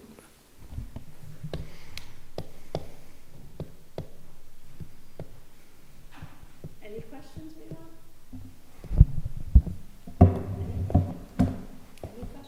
Whatever. Fire away. Anything to? No, I won't do that. So I have a Just- question about, so Luke sent us by email the contract payment summary. Did anyone get a chance to look at that? So I just was curious about Gilbane, because what it says is, we authorized the Gilbane contract May 28th, but it's not been executed yet. And so I was curious about why, but then I was also curious why we've already given them $87,000, and how does that work? The guaranteed maximum price has not been executed with them yet because we don't have, excuse me, because we don't have pricing from any subcontractors back in that. We have a pre-construction contract with them currently, which is a fixed fee based on their proposal for every month that they provide pre-construction services. Once the designs are at a point where we can bid them out and get hard numbers back for them, that's when we enter into the guaranteed price. So the amount of money that you're seeing per month is a monthly bill from Gilbane Building Company for their pre-construction services, as was enumerated within the RFP/Q. All right. So Any other we, questions? so why is it that we haven't signed the contract with them yet? The guaranteed maximum price. So you have currently signed an AIA 133-2017. The GMP is an AIA-A201. You better translate that for So all the there's people two who have separate no idea. contracts as part of this. One is for pre-construction. It brings on the the Gilbane to do their pre-construction work. The second is for the guaranteed maximum price. The guaranteed maximum price is made up of a number of, as we discussed in previous meetings, but I'll go back, the guaranteed maximum price is a transparent document which allows us to see every single subcontractor pricing, which is different than our general contractor where we only see one price. So for the guaranteed maximum price is after we go out and get bids, we come back before this committee with RTAs for each individual scope of work. You approve them, and then we stick them into the main contract that you're talking about. So you have control over which subcontractors we bring in to that market. So we are not able to get a guaranteed maximum price because we don't actually even have a design yet, right? Is that my understanding? We're in the design development phase. In order to Okay. get a guaranteed maximum price, you would need a design. A further design, yeah. Right. That's what we've been trying to get towards. Hi, Chris. Hi, Kay. Hey, Phil. Thanks for coming tonight. Chris, the last meeting we had, we were told that the project is being pushed into January 2028. That's, so the project is being pushed until October 5th. The school opening, if the district decides that they don't want to move schools, we've slipped 5 weeks in the schedule. Sure. We're not- Excuse my vernacular. You know, Yeah. Well, I have it's a a big- low-key jargon, so it's when I say the project being done, I mean, Chris, like the school being open, right? Okay. You have to excuse me, right? I'm new. So I guess, can you explain how, Chris, you, working at left field, could accelerate the workforce effort to get us back on track? So. Walk me through it, like super simple, because So we're getting sure, questions. it's called a schedule recovery. Okay. As this committee news, left field, we are prepared to have difficult conversations with you. As we did with the bond amount when we first got brought on board, we said 125 million, not going to be enough. We're going to have this difficult conversation, fully aware that it might kill the project for us, right? We fully aware of that. We did the same thing here. As soon as we got our SDs completed, we got feedback from all of our third parties. We came to the SBC leadership, we came to the SBC, and then we came to the town manager with news that the schedule could potentially push it out and delay school opening. We are now undergoing what's called schedule recovery efforts. We're not prepared to comment about how much we have gotten done in schedule recovery to this point, but there are multiple avenues that we can pursue that would shrink the duration of this schedule. We're currently working with the town, deputy town manager, to identify some particularly long items we have in the schedule right now for permitting, these types of things. If we can get some help on that, we should be able to turn it down. We've put a lot of pressure on the builder and the architects represented here, to shrink their durations, to get more work done in less amount of time. But the bottom line is we don't want to bid out non-complete drawings, because that's when your price is not sure, and we're trying to give you a sure price. So there's lots of things that we're doing. We've had schedule recovery meetings, schedule analysis meetings. We've done a lot of work to try to shrink that, but it was our prerogative to bring you. What did you call it? Schedule recovery? Schedule recovery, yes. So we have executive session where we can speak about things. Is it possible that we could schedule for the next executive session to come in and kind of talk about those things confidentially, so this council can kind of feel better about where we're at with that? Do you think that's okay, Chris? I would defer to the town leadership. Yeah. Before we proceed to that, I'd like to get as much information as you're willing to share, open, answer in good faith, transparent, and be able to respond to our questions. So to kind of follow up on that, I'd like to get some answers tonight before we kind of consider a closed meeting. In respect to the schedule recovery, you identified sort of town permitting as an area we could cut back on, some architectural work as well. If those schedule recovery efforts are achieved, can we open by September 27? I do not want to give, we just went out and put ourselves in a very precarious place by telling you that we could miss school opening. With only 2 weeks since we've told you that, I do not want to put the project team, we haven't had time to analyze it, to fully dig into it. I would love to tell you right now that we've been able to pull back, and now we're looking at an August date. And I'm not saying that that maybe isn't the case, but I'm saying that in a public meeting right now, I do not feel comfortable saying anything other than the October 5th date that we currently have scheduled for substantial. All right, what has your schedule recovery efforts yielded? Can you give us that? They You're have looking at that? Yes. You've been working on it. Is it showing any results? Can you give us any insight as to what those results are? Yes, we are currently seeing results in. And what are those results? If I may, Mr. President, you're the subject matter experts, right? So we don't know what that even means to say you're doing recovery. So like on another project, what would that mean for a project that may be behind? Could you enlighten us? Yeah, so there's lots of different examples of ways that we've shrunk schedule. We've been able to get permitting to move faster. There are authorities having jurisdiction that we don't have control over, such as the Department of Environmental Management, town permitting, these other entities that have authority over a project. RIDE is another example.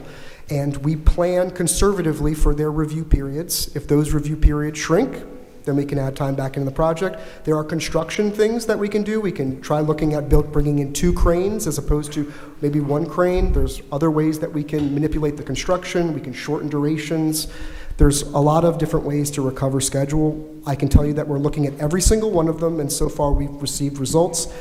I would say check back with us around the time that design development is finished, and we've gotten all of our feedback back from permitting, planning, Department of Environmental Management, RIDE, and we can tell you how those things have shrunk and what you're looking at.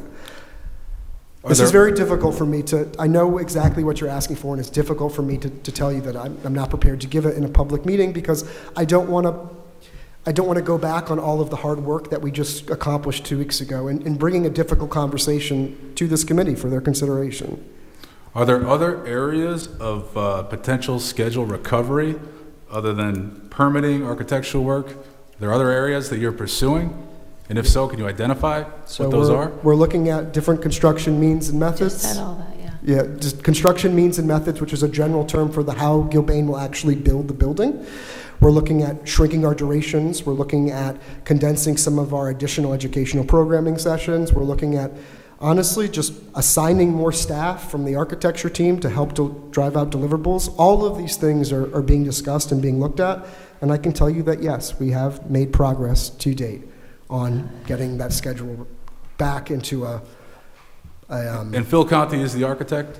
No, Slam. I'm here just representing the entire design team, so I'm comfortable speaking for Studio Jade and to a certain extent Slam Collaborative. So. Okay, so when Chris Spiegel says, assigning more staff to the architect team to allow us to have more schedule recovery time to sort of shorten the amount of time before the high school can open here? I mean, is that doable? You're one of the architects involved here? Sure. So over the last 2 weeks, we've been having those discussions on when we think the design team will have early release packages for estimating, such as steel and foundations, et cetera. So we have agreed to certain dates. Our next scheduled date is April 25th, which is design development. And then I believe we established a date, it's either June or July, for some early release packages. So yes, we have made, I don't want to say concessions, we have agreed to allocate resources to meet those timelines.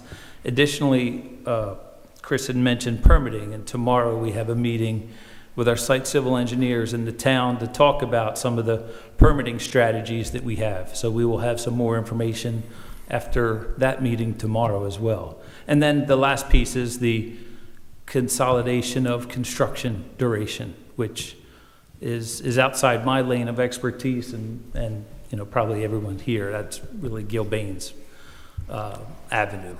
All right. When is the last time the three of you or individually sat down with the Rhode Island Department of Education? We sat down with them, what was it, Wednesday of last week? Last week. Yeah, last week, Wednesday. Did you talk about our project? Yes. What was their feedback? Good. It was a good meeting. It was good feedback saying that the project was delayed opening until January? Because Chris? there was good feedback all around on the design, on the budget, where we are on budget. It was, as far as RIDE meetings go, and Phil can attest to this, Kate was there, Yeah, Luke was there. As far as, it was a very good meeting with RIDE.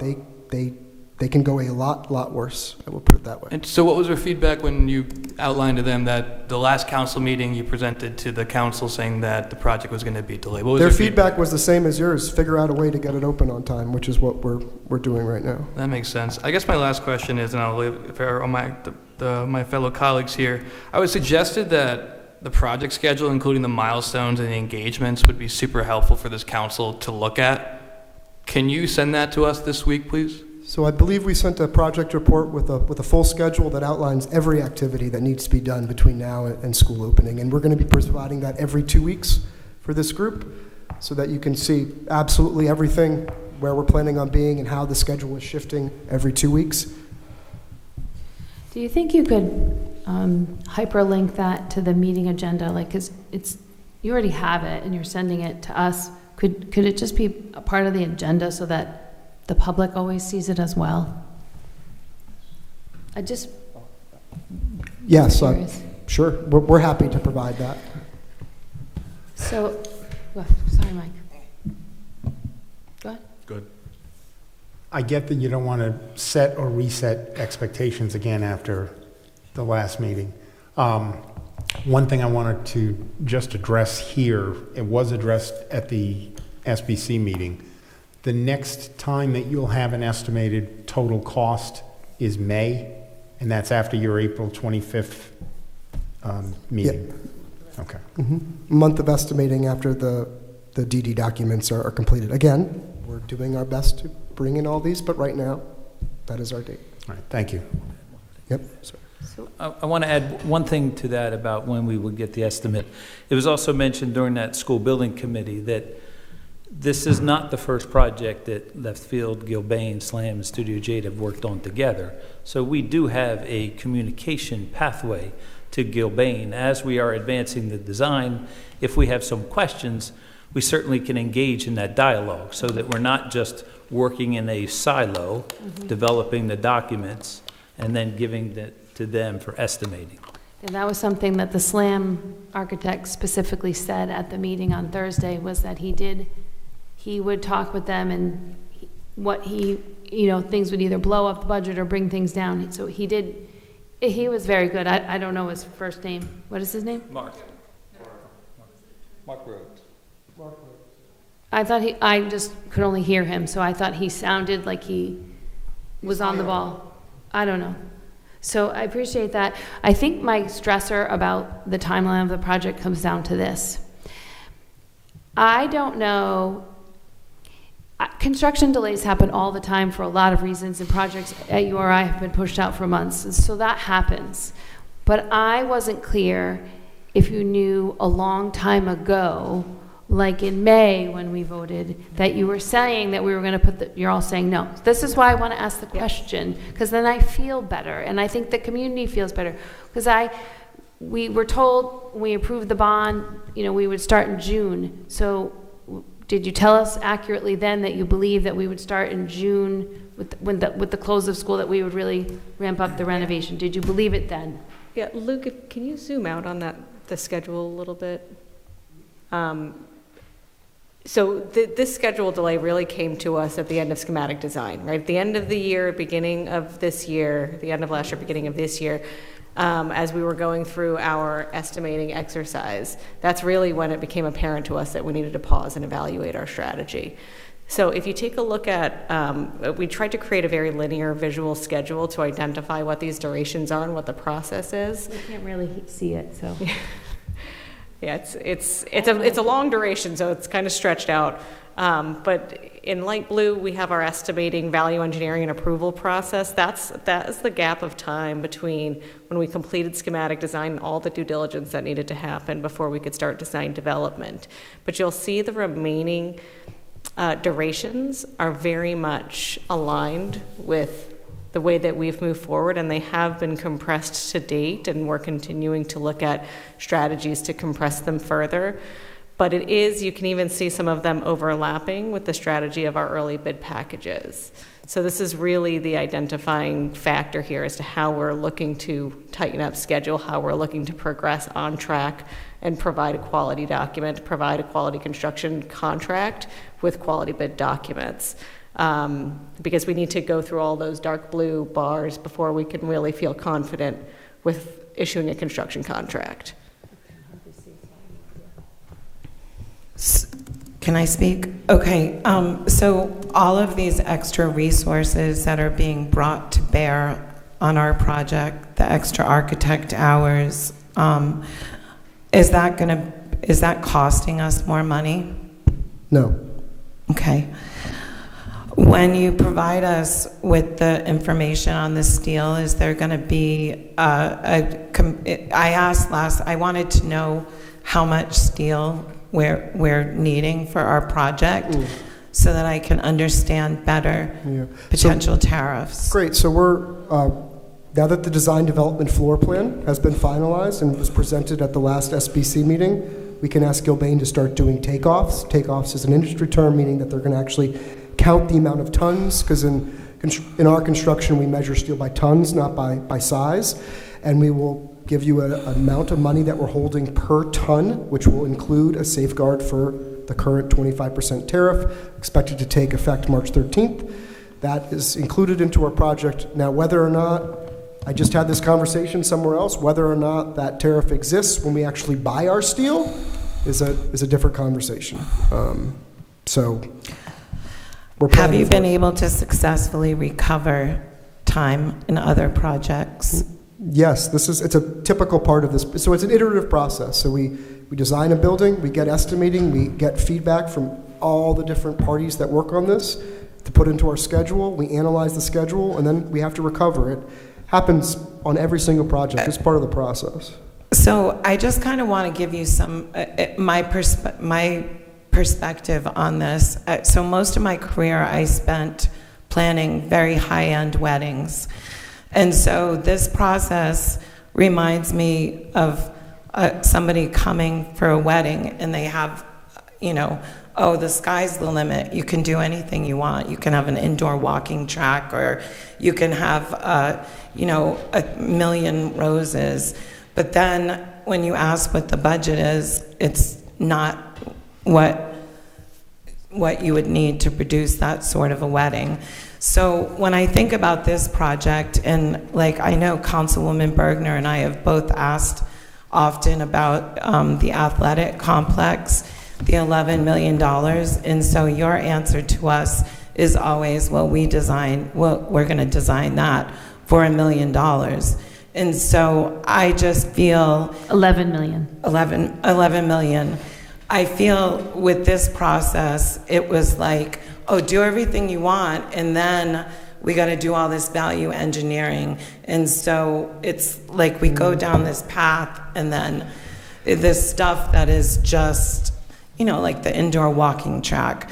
I mean, it's a nice idea, but that was what, 600, 700,000? Yeah, I understand that. It's just very frustrating because Well, they present a lot. all the value engineering. So I understand that criticism. The way that this project delivery method goes is we solicit feedback through a series of programming meetings. With the particular case of the walking track, I believe the SBC was pretty clear that was going to be a tough one to get. But we take a look at the design, we estimate it, and then we say, here's all of the things that you want.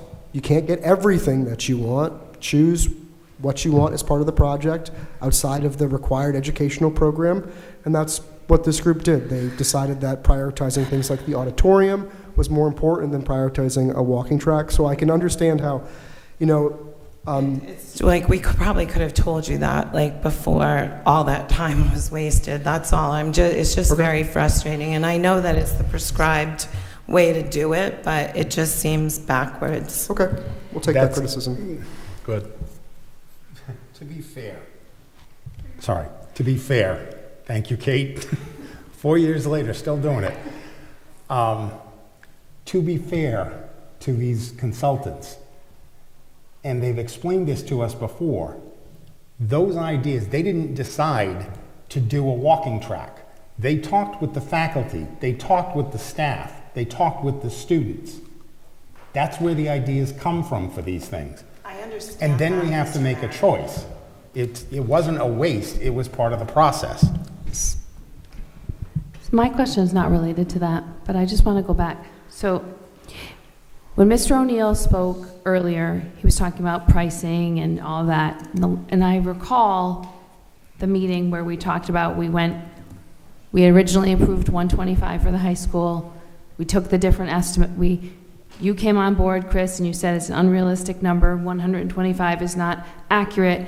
150 is accurate. That's what the bond went out, and you presented a thing of the high school, It's from October 2023. I printed it off.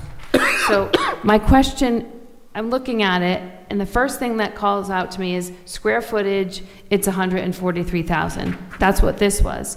But on Thursday, we're at 153, and that was scaled down. So I hear all the things that get said, you know, Doral a month ago, build a smaller high school, blah, blah, blah, whatever, everybody's saying something. How do we get from 143 to 153 was actually a scale down? Like, we're still bigger than this, and if this was the estimate for 150 million at 143, whatever, 10% more, I'm a little panicked. 10% larger, and I just think to myself, that's more money. So help me understand what this is going to look like.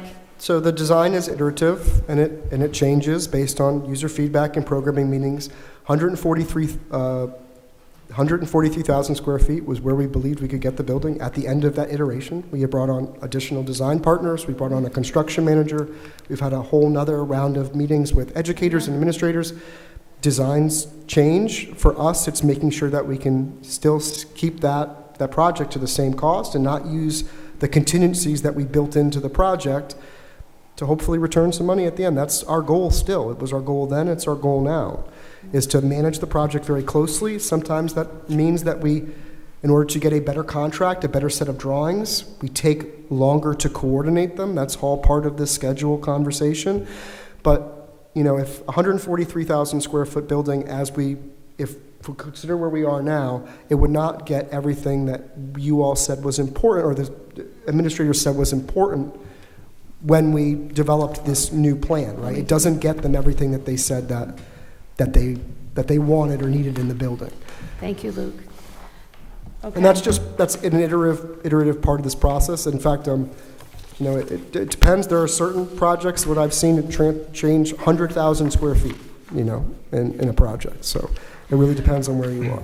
My biggest concern is to make sure that the project is the right size for the community, and then it's the right price for the community. Like, if it's going to be $150 million because of tariffs or whatever, we all have to be able to explain that, and we have to also say that we built the right size high school. And I say this all the time because I've lived here a really long time and watched them build the wrong thing, and I've seen bad plans and good plans, and this is year 6 for me paying attention to the high school project.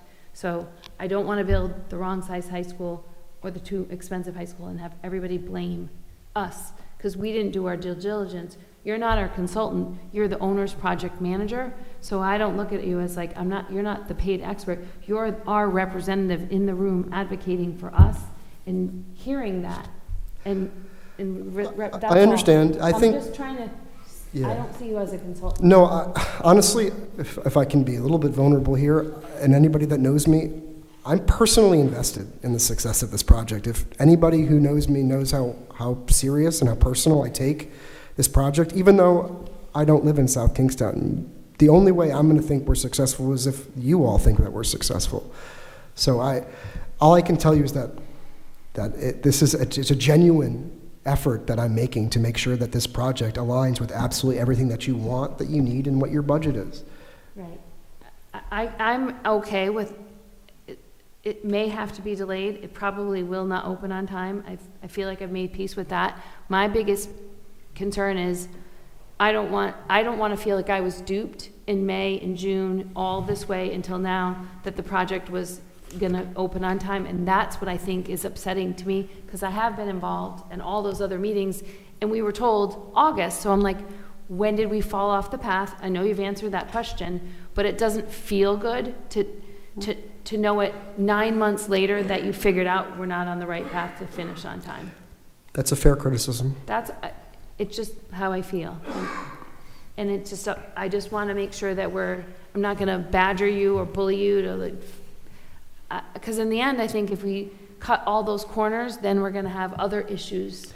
That's what we're concerned about, that's the main reason why we're sticking with this October 5th date that we've given you, is because we want to make sure that we're doing all of our due diligence so we don't enter into a project with what we call uncoordinated drawings.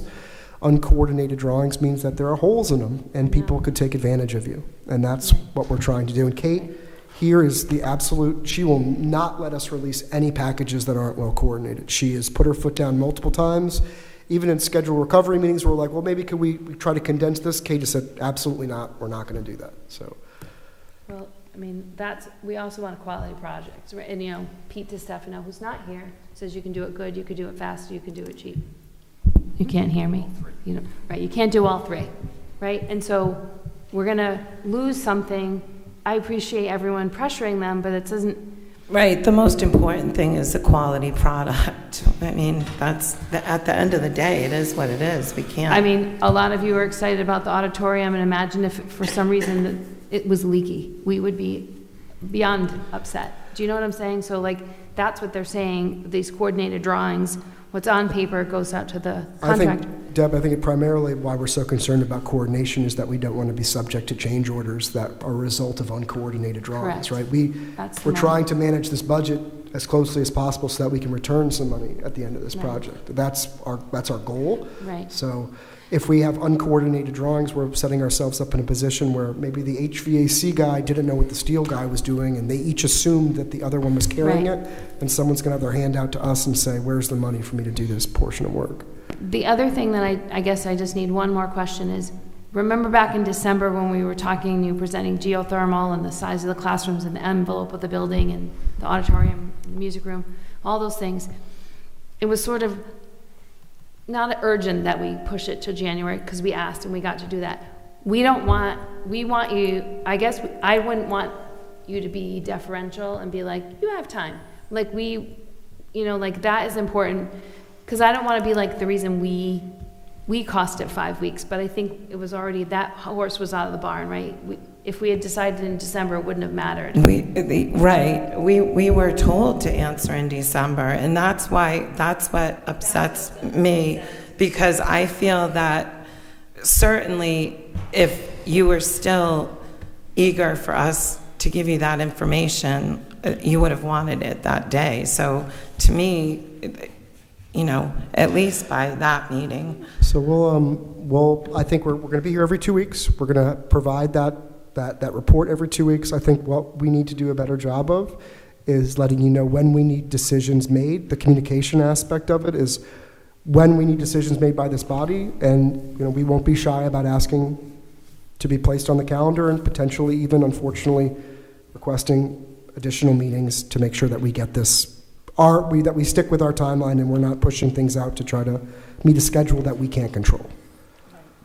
Chris, I'm only speaking for myself here, but I think that it may still be possible if the the plan reductions happen that we could possibly get back on time. I know I'm optimistic about it, but I believe in your team, right? I know that small amounts of acceleration can make a big deal in a project. I know you're not here to promise anything. And if I'm wrong, then we still are opening later, right? But I want to just encourage you to continue to make those choices right from now until as we go on to accelerate as much as you can. I'm only speaking for myself here. I hear what my colleagues are saying, but we will continue to work hard, but it's also an operational question. Part of this, the reason for this later date is we want to give teachers and staff enough time to adequately move into their buildings for this October 5th date. So perhaps we can figure out ways where we can complete and finish and clean one floor at a time and maybe move one floor that's something that we're discussing, right? If we can do that, like I said, there's a lot of different ways that we're exploring this to see how we can do this and get it open as early as possible. I hear you. Get creative, stick together. And this council is ready to work with you to do what needs to get done. If it's permitting, if it's writing letters of support, if it's knocking heads together, we're in. Thank you. All right, Chris, I'll say some similar words there to Councilman Wedgemont there. I'm really not at peace with the delayed opening.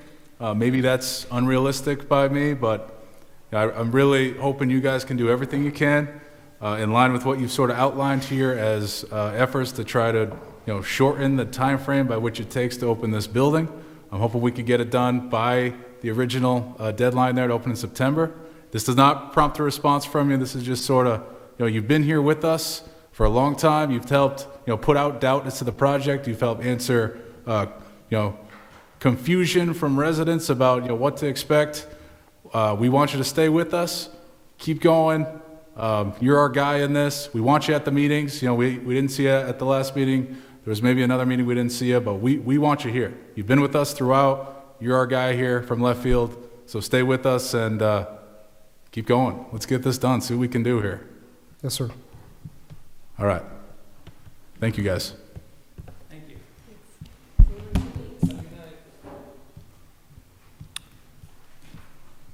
The second item is tax assessor will go over the 2024 statistical revaluation update.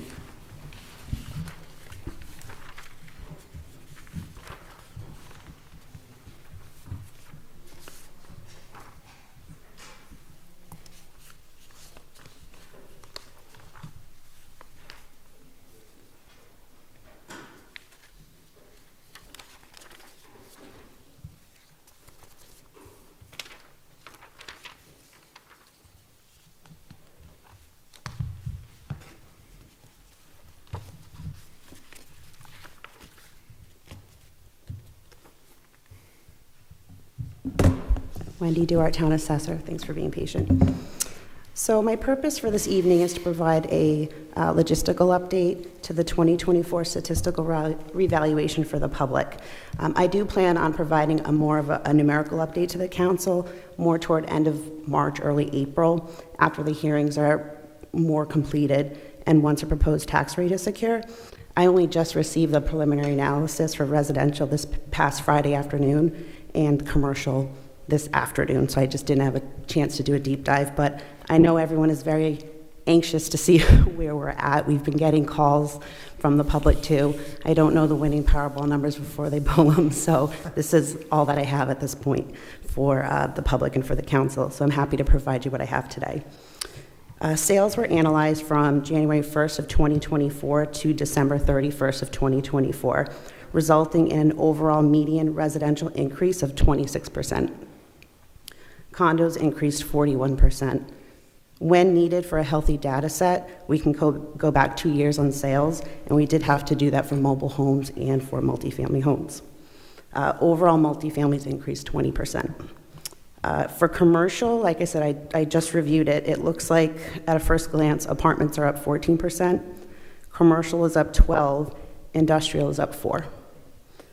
The median single-family home increased from the last full revaluation from $469,800 to $582,100. Just to give a little snapshot for past reval increases, the statistical reval for 12/31/2018, residential and commercial rose equally 18%. For year-end 12/31/2021, that was the last full reval. Residential was 32% and commercial was 12%. The market has not died down, especially with condos. It's been a hot market. The funding for the reval program is included in the 25-26 CIP at 60% reimbursement from the state. We budgeted about 13,500 parcels, so this means we receive about $164,000 reimbursement at a net cost of about $44,000 to the town. So I just want to go into the logistical update at this point.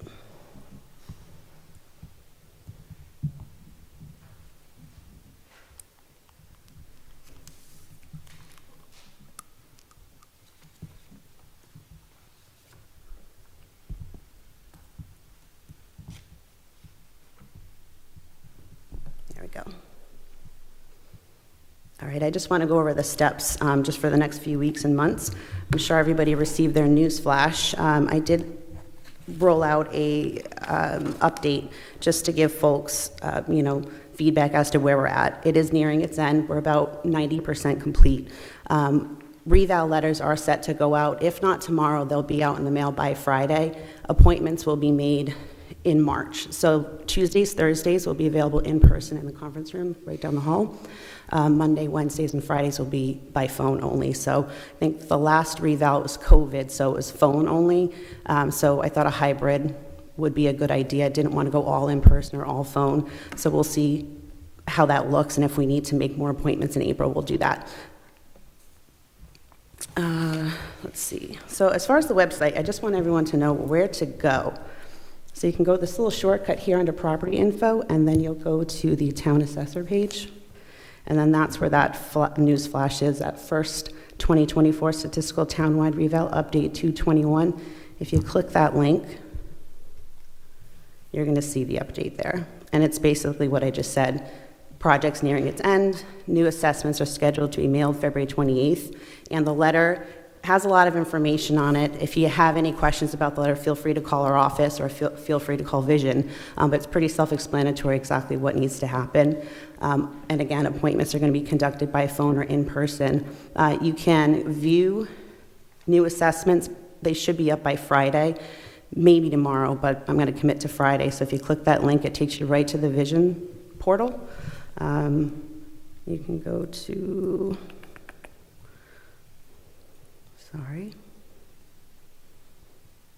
appraisal services, residential, and then you should be able to get to South Kingstone from here. Come on.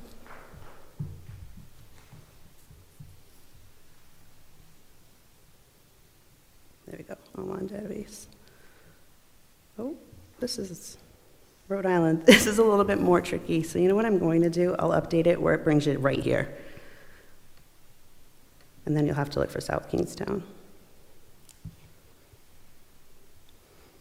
It's offline because they're probably dumping values in there now. But I did make a note on this page here so that if you wanted to go and check your property card, I would suggest that all of the residents do that. And I apologize that it's offline. Usually there's a link, it'll say in blue, online database, click it, put your address in. I'm encouraging all residents to just make sure that their information is correct. Bedroom count, fireplaces. I can't tell you how many times people have come into my office and said, I haven't had that deck for 12 years or that pool or, you know, and I can't abate 12 years if we don't know. So within the cycle, I'm really asking residents to do their due diligence, log in. It's offline right now, and I apologize. I didn't realize it would be offline. I will back up and go back to the main web page.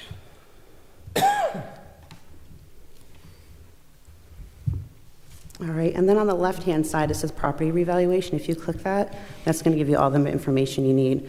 There's an FAQ, any frequently asked questions. It explains everything in detail. So I encourage residents to review that information. And then last reval in 21, a lot of folks misplaced their impact letter. There's a sample here of what it looks like. Obviously, there's no PIN number, no location, and no address, and no assessment on the bottom. But once residents receive this letter, that will all be completed. Make sure you have this information with you when you make your appointment. That PIN number is specific to your parcel, and it really helps Vision move the appointment along. They're 15-minute increments, whether they're in person or on phone. We are going to be mailing out 13,672 impact notices. And that's it. Do you have any other questions about just the next month? Good. So one thing I learned, which didn't really make a lot of sense, is if you actually appeal your assessment, there's a chance it could not go in your favor, and that is like... It happens more often than I wish it would. I don't think that's right, and I don't know how to change that, but like I don't think that's fair that you appeal your assessment and then they go, aha, Wendy, you're not 429, you're 459 assessed. And it's not my favorite thing to do. It's discovery. I can't tell how many times I've had somebody appeal based on comps with their neighbors, and once we look, we're like, actually, your basement's finished. It's not unfinished or something like that. I can't unsee that. It would be unfair to do that. So I handle each appeal how it comes. And I'll tell you, it's not for the faint of heart, this gig. Sometimes that's my least favorite thing is people, Yeah, we encourage them to appeal, but there's a risk when you appeal. There sure is. I can't speak about that, though. It's not my favorite thing. I hate being the deliverer of that news.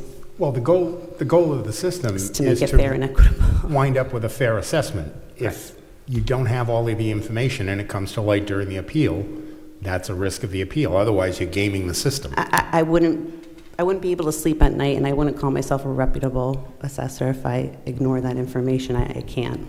Well, that's a rare occurrence. It doesn't happen a lot, but it does happen. Yeah, but it's a rare occurrence. When I first built my house 25 years ago, I appealed the first assessment I got, and mine went up because my builder failed to explain that above my garage was finished. I had it as unfinished. So it was my fault, and the assessor treated me well, but still it was my fault. I mean, but that's not a common occurrence, what you're talking about. It happens almost 99% of the time out of 100 with new construction. New construction, if you're getting your CO in a reval year, it's a double doozy. Okay. And the reval letter, actually, if you go back into that sample impact, sure enough, on the bottom, it says this assessment may change if there's an outstanding building permit on your property. There are, that's a moving target. But like I said, letters will go out by Friday. We're willing to help anybody, get through the process, but the letter's pretty self-explanatory to just go through the due process and have that informal hearing with Vision. You have 15 minutes. You don't have to take it. It's your prerogative if you want to do that. Obviously, the next process is while the reval is going on, our office is still trying to certify the role. We're taking in exemptions, tangibles, ADU exemptions, all these things being said. So once I certify the role, by ordinance June 15th, I think it's a Sunday, so most likely to end up being a Friday on the 13th. Then the bills go out, and that's when, if folks want to appeal with me, they can do so. And if they're not satisfied, then they can go to the Assessment Board of Review.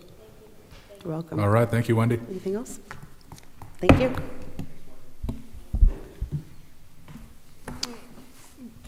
Thanks, Wendy. The next is a summary of the reserve funds as was requested by Council Member Bergner, and Brian Sylvia will go over that.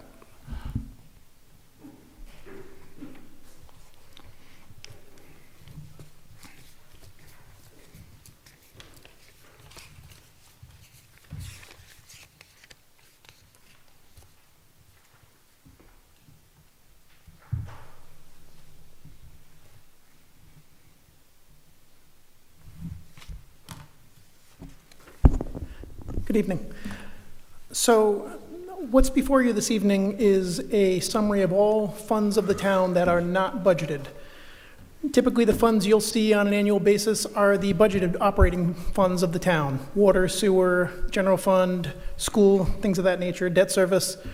These are all of the funds that the council don't adopt budgets for, don't see. I wouldn't necessarily label a lot of these as reserve funds, but they are funds where at the end of the year, the fund balance does stay within the fund. So in that sense, I figured I'm just going to give you everything. So we got a few funds to go over tonight. So there are 4 types of funds that I'll be presenting tonight: fiduciary funds, internal service funds, governmental funds, and non-major governmental funds. Fiduciary funds are funds held by a government to account for assets held by that are held for others. So these are typically trusts or funds that were received as an endowment. We have 2 currently: the Cemetery Care Trust Fund, which that's Fund 610 as of the audited I should say that too before I keep going, so I'm not going to say it every time, but all of the figures presented tonight are based on the most recent audited financials. So these are balances as of June 30, 2024. So the cemetery fund had a fund balance of $111,161 as of June 30th. These funds are restricted for the annual maintenance and of various historic cemetery sites in the town. The OPEB Trust Fund, also, I'm sorry, I'm just going to run through these, but please stop me with any questions along the way. The next is the OPEB Trust Fund, that is Fund 650. That had a fund balance of $25,603. And I should note, that is a combined town and school fund. So that is the fund balance that the town houses for other post-employment benefits for current and future employees, current, future, and former employees of the town. It's basically healthcare and retirement for these employees. I've got 2 questions for you on this one. First, if I remember correctly from last year's budget, we basically over-contribute to this one. It's like 103%. Currently, we are considered superfunded. As of June 30th, we've talked often about how we're doing as a town in the general fund for investment income. This is $25 million. We're doing very well investment-wise there as well. So June 30th, 2023, this fund, the OPEB fund, was funded at 129%. As of June 30, 2024, it's funded at 150%. Well, that's good news. Right, so we probably are unlikely to put money towards this? That's for correct. this- Okay. That's correct. Because we talk about that and then we adjust it down a couple cycles, a couple budgets. Okay, thank you. Next, excuse me. Next is the internal service funds. So these are funds primarily for the benefit of goods and services for other funds. So these are basically reimbursement funds for that can be the funds can stay year over year. So they'll generally reimburse the operating funds. These are made up of the Healthcare Management Fund, which is Fund 802. This is a fund that is made up of combined funds of the school department and the town, and that had a fund balance of $682,904. The Compensated Absences Fund, that is Fund 800, that had a fund balance of $821,000. Those again are, that is a reserve for outstanding balances of available time for current and future employees upon separation from the town. The Non-Major Technology Reserve, you'll see that at budget time, each department submits or works with the IT director to submit a budget for their non-major technology reserve needs. Those are for townwide computers, printers, and Office 365 licenses. The Employee Training Fund, Fund 801, that had a fund balance of $50,000. That was created, I believe, did I put that? I think that was the fiscal year end 2023. That was a year-end transfer to create this fund. This is something that will be utilized with the new skill-based incentives. So that is for the training of the town personnel. Next is the Employee Claims and Settlement Fund, Fund 803, that had a fund balance of $248,150, and that accounts for large injuries on duty and other employee-related claims. This has actually been utilized within the current year for EMS personnel. Next would be, I'm sorry, I'm not keeping along. I'm reading and I'm not changing the slides, I'm just realizing that. Sorry about that. So next, governmental funds. Those are funds used by a government to pay services or projects, and the acquisition and use of balance for financial resources. So this is the school trust funds. This is made up of endowments and designated funds for both predominantly the neighborhood guild, but also specific school functions. And these funds are used only, the proceeds on an annual basis are taken from this fund for the operations at the guild and the operations of the school funds. This houses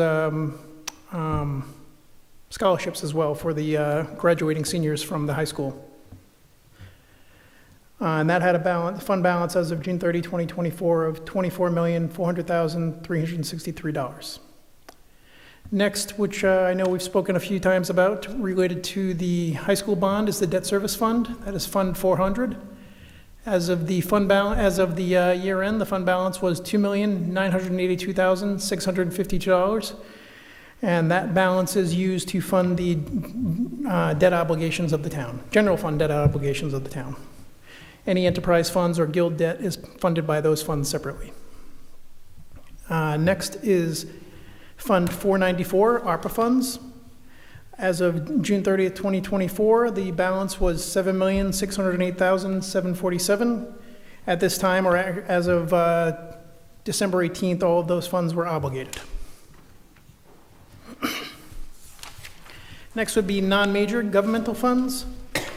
These are made up of 3 different groupings for the town. We have special revenue funds, capital projects funds, and permanent funds. First up is the special revenue funds. First up in this grouping is the Affordable Housing, Fund 332. That had a fund balance of $180,891, and that is obligated for expenses associated with affordable housing in the town. Next is the Animal Shelter Benefit Fund, Fund 324. Had a fund balance of $522,971. This was originally set up to track animal shelter construction and is now used to benefit the animal shelter beyond the animals beyond the normal operations that budget would cover. And some of these funds are restricted because also donations to the animal shelter also go into this fund. Next is the Asset Forfeiture, Fund 334, which had a fund balance of $224,204.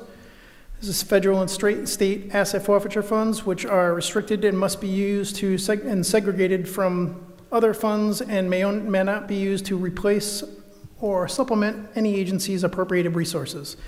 Funds may only be used for law enforcement purposes that directly supplement the agency's appropriated resources.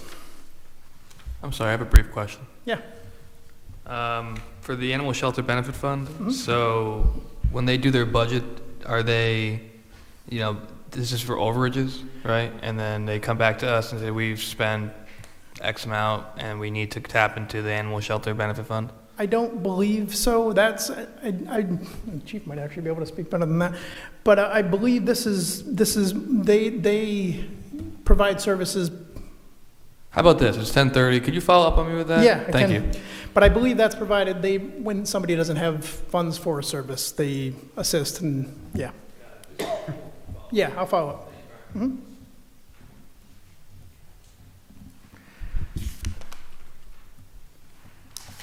Community Development Block Grant had a balance that is Fund 394. That had a balance of $10,356, and that is these funds are restricted for the various objectives of the Community Development Block Grant. Community Recreation Center Fund. You're going to see 2 for Recreation Center. One is from the operations of the fund, and one is from the construction. Fund 308 had a balance of $236,868. And this is the results from operations. So this is the cumulative results from operations from the center. And these funds are obligated to both support the center and the capital needs of the recreation center. Elderly services, similar to the recreation center, the senior center has 2 separate funds, one from the construction remaining balance and one from cumulative balance from operations. This is Fund 304, and this is also from the revenue from operations. So this fund had a fund balance of $428,261, and this fund was established to track the net revenue and expenses related to the senior center nutrition program, transportation, and senior center operations. With these balances, again, all being used for the capital needs of the center. So would you know, of that 428, is it all encumbered, or is I wouldn't say it's not encumbered, and those are obligated for that purpose. Right. And so it's drawn on when needed for capital needs. So I guess my question is, and I don't recall this, in the annual CIP or in the annual budget, are we providing funds, or are they just basically funding their own stuff? Like, I know we did ARPA funding, we got blinds and carpeting and flooring or something, but I'm just curious. Yep. All capital for the senior center has been funded out of the senior center from either this fund or the other fund from the remaining balance from the construction of the center. But they do receive a general fund transfer on an annual basis. Well, because we used ARPA funds for some of the projects for the senior center, so... Those projects, but they as part of the CIP that was just adopted, that will go into effect on July 1st. I want to say that was about $50,000 that was approved for the senior center, and those are all funded out of this fund, or will be. They will be? Yes. Okay. That includes the 3-season room? Yes. Okay.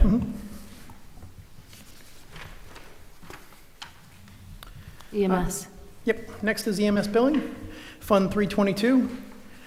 At June 30th, it had a fund balance of $2,186,471, and these funds are obligated to support the emergency medical services of the town. So these funds have been used for capital expenditures, they've been used to supplement the general fund, and they've also been used for other expenses or uncollectible amounts. Do you have a more current figure than the June 24? I'm just curious because we've had a couple of things come up with the new station. I don't right now. Again, I can get back to you on that, because that one's That's been fine. very fluid, because we are in the process of buying rescues, so I don't remember if the POs have been entered, so I'll get back to you on that. That's fine, thanks. Sometimes departments aren't quick on entering the POs, so am I looking at the true number? Next is the 300th Anniversary Fund, Fund 323. That has a small remaining balance of $1,204 as of June 30th, 2024. We can apply that to the 400th? Or maybe the 250th. No, the 250. 250. She's gonna shoot me. I thought it was originally given about $10,000, and then I know they did a lot of fundraising and sold different items. But then they had lots of events. Yes. Could we give that to the 250? I mean, The only thing I to would- get them started? The only thing I would say, again, this is, let me get back to you on that. I don't know if any funds have been drawn, because this is as of June 30th. I don't Okay. know if anything's been drawn, but let me check Okay. on that one as well. Thank you.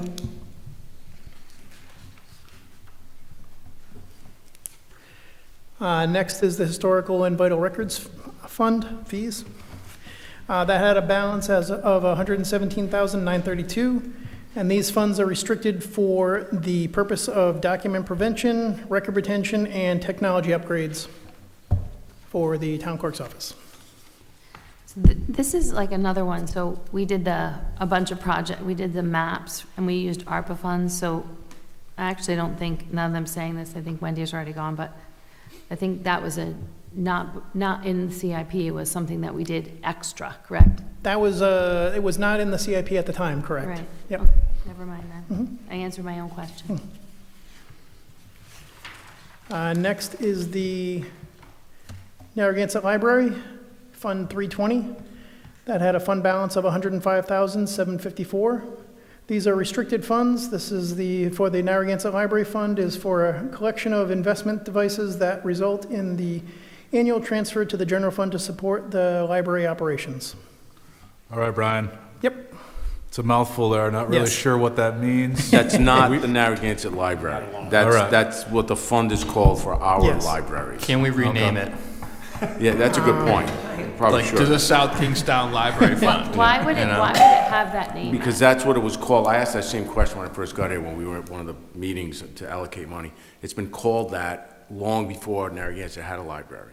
So, We should change that. we probably should. I can look, I'm not sure what's involved with that, but I'll check on that. Why does it even, persist? It's not, prescribed by the charter, Amy, I we don't can name ha- the funds anything we want, is it not? I know what the fund goes for, just the name really doesn't match up to the fund, so we should look into changing that. Can we have legal look into changing, having us tell us, is it just a vote?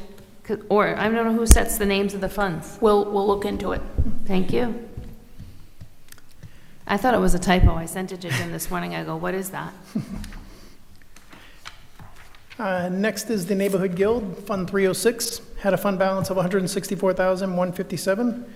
This fund was set up to account for the guild operations, so this is the results from operations. This fund is obligated to the Neighborhood Guild and is self-sustaining entity of the town, and they do not receive any tax revenue from the town. So this goes solely to the guild, which is self-sustaining. Next, very similar to the Guild, is Fund 302, Peacedale Office Building, which had a fund balance of $215,626. This fund balance represents the cumulative results of operations from the PDOB, Peacedale Office Building, and this is obligated to operations as well as the annual maintenance and capital upgrades as needed for this facility. Next is the Property Revaluation Fund, Fund 326, which had a fund balance of $290,460. Town contributes on an annual basis via the CIP to the Property Reevaluation Fund. And these funds, this is to fund over a 9-year period 2 statistical revals and 1 reval in that 9-year cycle. So we build up the funds so we have it necessary when the revals come around. Next is the Rhode Island Resource Recovery Grant, Fund 350, which had a balance of $55,696. This goes back a ways, and we have a balance there. So this is one where we will need to do some research. The fund was set up to account for Rhode Island Resource Recovery grant programs from FY08 to FY10. The balance shown is residual. So the town must confirm that this is allowed to be kept and see what we can do with it. I'm not really, this is one I've really not looked at before this exercise. So I'm not sure what we can do with that or what restrictions we do have, but I'm sure there's restrictions. I just don't know what at this time. The next one is out of place on my part. This is an error, the Kingston Free Library. This should have been in the permanent funds section, not in the special revenue section.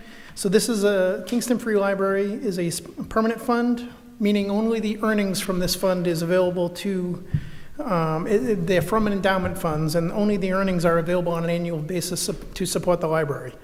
And this is Fund 550, and it had a fund balance of $1,198,371. So when we paint the library that we approved a couple months ago, are we using any of that money to cover it, or how did we fund that? I can't recall. What project are we talking about at the library? Painting the Kingston. ARPA, okay. That was ARPA. This is there's a general fund transfer every year, which comes from the proceeds of this fund to the general fund to support library operations. That's generally all that comes in each year. Say that again? So say this fund makes $50,000 last year. We'll pull $50,000 next year to support the library operations. Okay. We can only pull the revenue from this. Okay. And what's the reference in the note that says 390,000 is deemed non-spendable? That's, again, I think we have to keep so much, we have to have so much in reserve because of the endowment, and it's due to them being endowment funds that we received from people that had passed. Yeah, I'll leave that one to legal. Do we need a new roof or a new tower or something on the Kingston Library? Am I remembering that? Yeah, that's what I was. I know there was a painting, but there was also some work on the roof and one of the towers, I think. I think they're going to fix some of the We do have a library improvement fund. That's coming. That would be more, this one we only have available the revenue we receive on an annual basis. It's usually between $30,000 and $50,000 annually.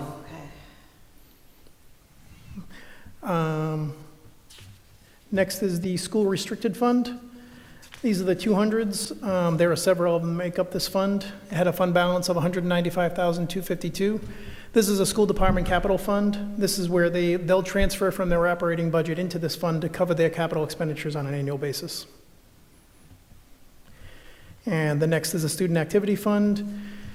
These are, again, restricted to school operations. These are from the various programs that are run at the schools and the revenue received from that. This was new to me, Nancy Brown Memorial Fund. Yeah, me too, actually. There were a few in here. It was a good exercise, I got to say. There were a few in here that I didn't know much about until looking into it. So Nancy Brown, yep, that's Fund 571, and there is a balance remaining of $3,149, and this funding is in place to support the playground at the Wakefield, or now former Wakefield Elementary School. This would be good to know, like to use for, we need to improve the playground equipment or anything like that. It's very widely used, so it's just good to know. It's not a lot of money, because I know playground equipment is very expensive, but it's sort of silly to just keep a little $3,000 placeholder, too. I don't know who Nancy Brown is. I'd really like to know who she is and how it started. She's the teacher of Wakefield. Oh, how nice. Next is the K-9 Grant Fund, Fund 369, which had a balance of $8,189. This was obligated to the canine dogs at the police department, which is currently or temporarily inactive. And, excuse me, next is the opioid settlement fund, which had a balance of $348,876. These are funds received and expended as part of the town's share of opioid settlements related to related funds. And these funds have very strict requirements for usage for police operations. And next is the Friends of SK Parks and Recreation, Fund 820. That had a fund balance of $40,747. This is available funding is obligated to support, maintain, and grow available parks and recreation amenities in the town. So is that encumbered in any way? I heard Terry say that's not available for the Old Mountain Field. What's it available to be used for? Because it says available parks and recreation parks and amenities available within town. What are some available uses? Yes, so that fund, it's a 501c3, and there are various initiatives under that fund that are set up by groups in town that are interested in certain parks, or like the dog park. We have a dog park fund, and that was money raised for folks who wanted to see improvements at the dog park, specific improvements. We have one for the Old Mountain Field Skate Park. We have a scholarship fund for program scholarships for youth. And so that's how those are set up. So anytime a donation is made, it has to be designated for a certain project or fund. Mostly scholarship, and then some of the smaller ones where they're finite initiatives that are, we want, for instance, there's a group that's raising money to have a half pipe added to the skate park in memory of a young man who frequented the skate park. And that's what those are. And they're all, it's nonprofit, it's tax exempt. The name of that man was Trevor Stoutenberg. Yes, it was. Thank you. You're welcome. Thanks, Terry. Brian, I know this is a very good information. We're moving through it at a good pace. Allowing us to kind of be informed as to the makeup of all the funds, the allowed use of the monies, and what the balances are. I know we got a few pages left, so if we maybe could speed it up a little bit. Will do. Usually I go too fast. Wow, I never get that green light. Well, so this one was also new, the Walter W. Watson Fund, and my question was, why didn't we use some of that for some of the affordable housing initiatives? So this for the consultants and the planning. This is also my two errors, and this is where I let it go a little early. This is also a permanent fund. So this is only the earnings on an annual basis are available funds, and I have to look into that for you. I don't know what this, off the top of my head, what this fund earns on an annual basis, but these are endowment funds, and only the earnings on an annual basis are available. But I'm not sure what that is, but I will look into that for you. Well, I just think when we're trying to have Jamie Rabbit scrap together a bunch of consultant money, that this might be another place that, whatever, if it's $5,000 or $10,000, it's $5,000 or $10,000 that he hasn't figured out where to get. So. Next is the miscellaneous donation fund balance of $44,537. This is various donations and restricted for the donation purposes that they were received. They're restricted to those. Planning Reserve Services Reserve Fund. This is the funds received as part of the annual CIP for planning and the operations and the projects that they do. The fund balance is $132,346. Of that amount, $102,000 is obligated to 3 various projects, with $30,000 currently not obligated. Brian, super quickly. Yep. One example of the miscellaneous fund spending. I know the donations for Leo goes in there, I believe. Cool. I believe the donations for the, why am I drawing a blank? What? The law enforcement animal, Yes. Bernedoodle. Yeah. That's the compassion dog at the Thank you. police department. Got it, okay. No, it's probably just the vaguest name in history, the miscellaneous donation fund. I know that's in there. I don't know if anything else, but of anything else off the top of my head, but I know that goes in there. Next up is the Hazard Memorial Trust. Fund 530 had a balance of $592,758. The balance of funding is restricted to Peacedale Library, of which $20,000 is non-spendable. These are all permanent funds again, so these are all, again, just the earnings are available. Irving Knowles Trust, $582,332, again restricted to the Peacedale Library, and the Oliver Watson House, Fund 510, fund balance of $146,457, and the balance is restricted to the Watson Home, which is $39,000 is non-spendable. So how does that, it's not a question for you, Amy, maybe you have to look into it, but like, if we were to repurpose the Oliver Watson Home, and then it no longer was a property that the town had care control over, could we use those funds to advance the affordable housing initiatives there? And I know you have to hold, it's encumbered to say you can't spend it all, but if you no longer have that entity, I'm not a lawyer and the court said it didn't matter, do we have to keep? That is something that would require further research, but in general, I can tell you that sometimes litigation is, sometimes a municipality that wants to spend trust funds in a way other than it was in, the trust allows, you'd need to file an action in Superior Court to get judicial approval for that other use, basically saying to the court, we can't, approve this use of the funds because there's no way the intent of the trust can be fulfilled under current circumstances. But any specifics, we would have to get back to you. That's just a general answer. I think that goes back to what? We have a consent decree from that, correct, Luke? I thought Mike did say that we could use it. The house we could use, but it comes back to, I guess if we repurpose that property and it's for the elderly, maybe that's. With regard to the house, yes. With regards to the specific fund, no. So the disposition of the property was allowed because it was originally intended for a home for the aged, and we got out from under that to be able to dispose of the property. But as far as this fund is concerned, that would be a separate action. It'd be a similar action. It would go to the court. So we could use either, if with or without the action, there's 146,000 in it, and 39 is unspendable. We could use $100,000 towards affordable housing at the Oliver Watson home property. Go ahead. I'm not going to say anything about that tonight before I look into it. So can you look into that? Because I think we're going to need lots of money to seed some of these projects. Mr. President, for the sake of time, could we just have him go through the summary, and if we have more questions, we can email him at another time? Yeah, I'm cool with that. Cool. Well, We got about, it was my topic, so if we don't finish, I'm happy to continue it, but I don't want to just. I do not. Yeah, we can It's continue too much this.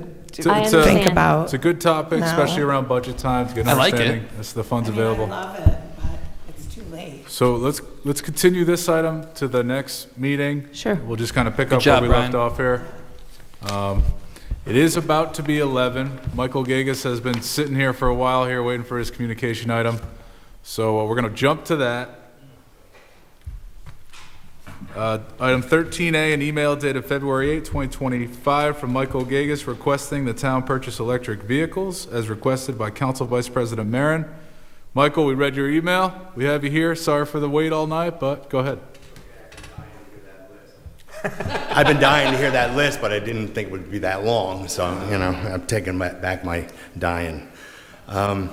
So I've been, I told you when I volunteered for the Economic Development Committee that my wife wanted me out of the house and that I really don't have anything to do. So I've started taking on a whole bunch of volunteer things, and one of them is I read a lot, and I especially read a lot about climate change. And actually, I'm not going to talk, I'm going to make a behavioral change, and I'm not going to call it climate change anymore. That's too hopey changey. I'm going to call it climate crisis, okay? Because I think my changing of my behavior in this way will have you pay maybe closer attention, maybe be a little more urgent. I learned that phrase from the book called Climate Planner, which was written by Jason King, who's our consultant at the neighborhood project there. And he said, and there's a lot of good reasons to do this, but it also isn't global warmy, toasty, nice, warm. It's heat. Okay, we're climate heating now. Okay, not climate warming. So I'm changing my behavior, and I'm proposing with this resolution that we make a minor change to our behavior, that when we're going to go buy a new vehicle, we just ask the question, would we be able to do this with renewable energy instead of a gasoline engine? And so that's what I'm asking for. I also mentioned in that email that total cost of ownership is a concept that I was in the systems business for a long time. I sold them, I operated them, I developed them, and you always consider the total cost of ownership. It might cost you $100,000 to buy the system, but if it costs you $50,000 a year to maintain it, then you might be better off getting one that costs $300,000 but only costs $10,000 to, you look at the total cost of ownership. And the same thing's true with vehicles, absolutely. I bought a Tesla. I have solar on my house. I pay $0 for electricity to power that car.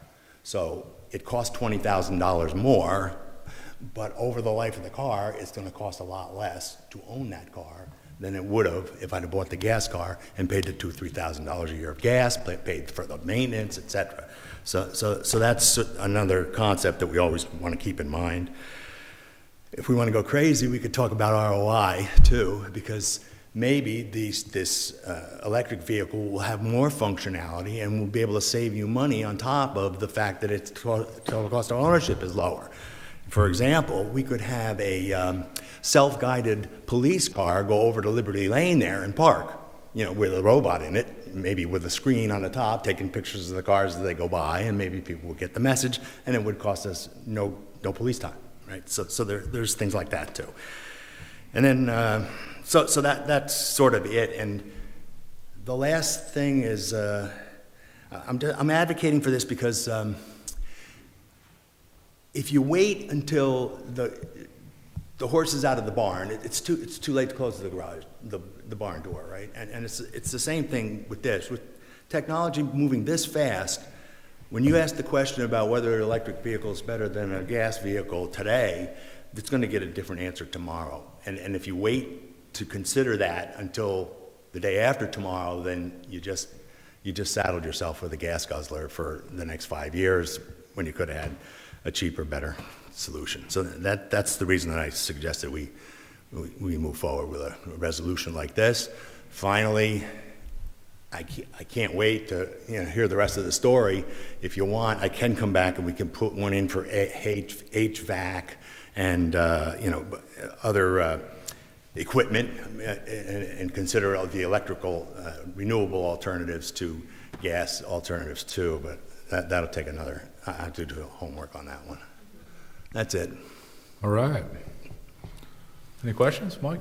Not a question, but thank you for the effort. And in response to your email, Mike and I talked a little bit about having the Sustainability Committee give us some recommendations the next time we meet with them. I like that. That's good. That's great. It's a good idea, Mike. Yeah, good. Thank you. Are you on the Sustainability Committee? No, I'm on the Economic Development Committee. And you can only sit on one? Is that the rule? Yeah. Is that true? Yeah. You can attend. Yeah. Yeah, we actually established points of contact, volunteer observers.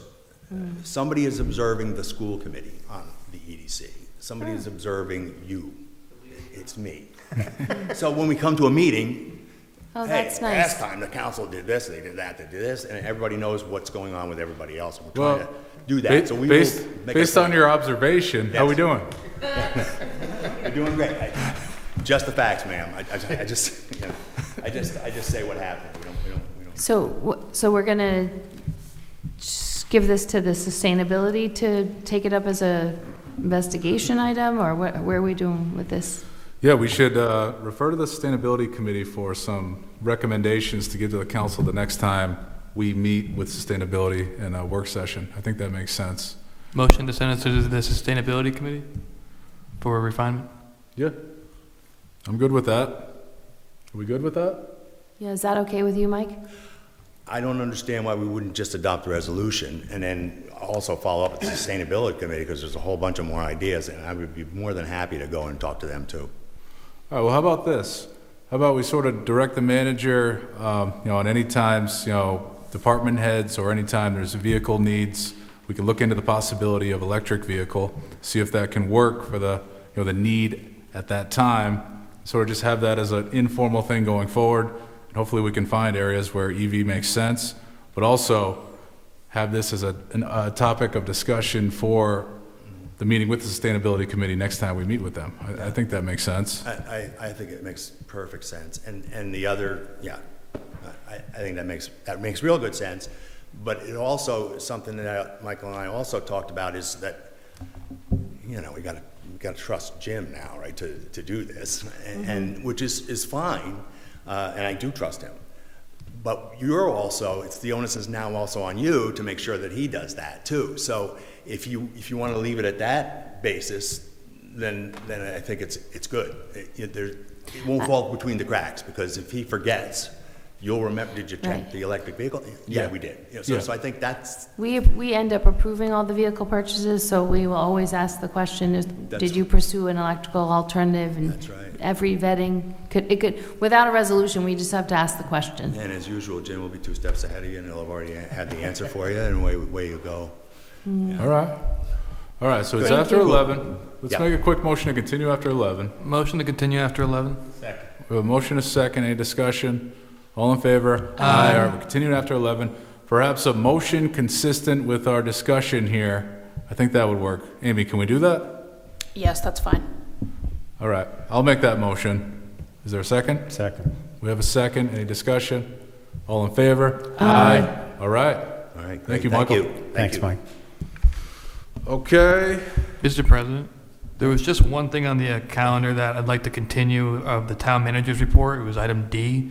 Rich Burbier has been waiting for a long time, and Rich, if you do want to say something, or if you want to email us, maybe that would be the best. If I could just interject, Mr. Jacobs has been sitting here from Veolia Water for about 4 hours. So do you think we should, he's the most patient man in the world. Thank you, Chris, for doing that. But we could wrap this up in a couple of minutes and just close the loop, because Rich is going away for the next meeting, and so. All right. Maybe we can go. Let's do that. You want me to just go over that real quick? So there has been some newspaper articles on lead water pipes, mostly in the big cities. And Councilmember Wedgmont asked about South Kingstown and what our impact would be. And I talked to Rich about it. He thought it'd be a good idea for full transparency, tell people just how safe our water system is. So he could go over that real quick, Rich. So I'll keep it quick. All right, thanks, Rich. You're done. Thank you very much. In 1991, the EPA issued lead and copper, what was it called? Lead and copper rule, which looked to kind of phase out some of those types of materials in our water systems throughout the country. They issued a revision of that in 2021, and part of that revision required that all water services provide information about all their service connections. Okay, and they put that on the states to push that and collect that data. And we've been working with the Department of Health on this over the past almost a year or so. And all that information per EPA was due on October 16th. And so we provided all that information, and they were required by EPA mandate to push that information, and that's what they did. So they just recently posted that data, and it shows all of the service connections. The service connections are divided into two items. Public and private portion of that. So it goes from the water main to the property line, from the property line to the building, public, private. Okay, now we were responsible for, as a town, we're responsible for the South Shore and the Middle Bridge. We have no lead connections, and it's real easy for us because we're a relatively new system. It was developed in the 70s. We also recently, in recent years, had a meter replacement process where we went into every home, replaced every single meter, and we photographed the service line coming in. So we know what the public portion was because we have as-built that show all that information pretty clearly, and we knew now what the private portion was because we have photographic evidence of all that. So it was very easy for us. It's a little more trickier for Veolia because they're dealing with a much older system, and that's why I've asked Chris to be here so he can explain a little bit about what their process is. These unknown systems, there is a response to that on our part for unknown systems, and that's what we have some of in this town. So I'm going to let Chris talk about that, if that's okay. Good evening. Chris Jacobs, I'm the manager of Veolia. Thanks for having me here. So to compound on what Rich said, a lot of those records, especially for the private side, were never kept. This is not an uncommon thing throughout the nation with this new rule. And so the first stage was to develop inventory. And so that's what we did. And we've done a few outreaches where we're sent out postcards. We're doing it in sections for self-identify. Anytime our technicians are in a house, we have a mechanism to report what's on the customer side. As well as, anytime we contract with sometimes we'll contract for large meter changeouts over the years to get a bunch done. We've got a lot of that data as well. We also partnered with a company called Blue Conduit.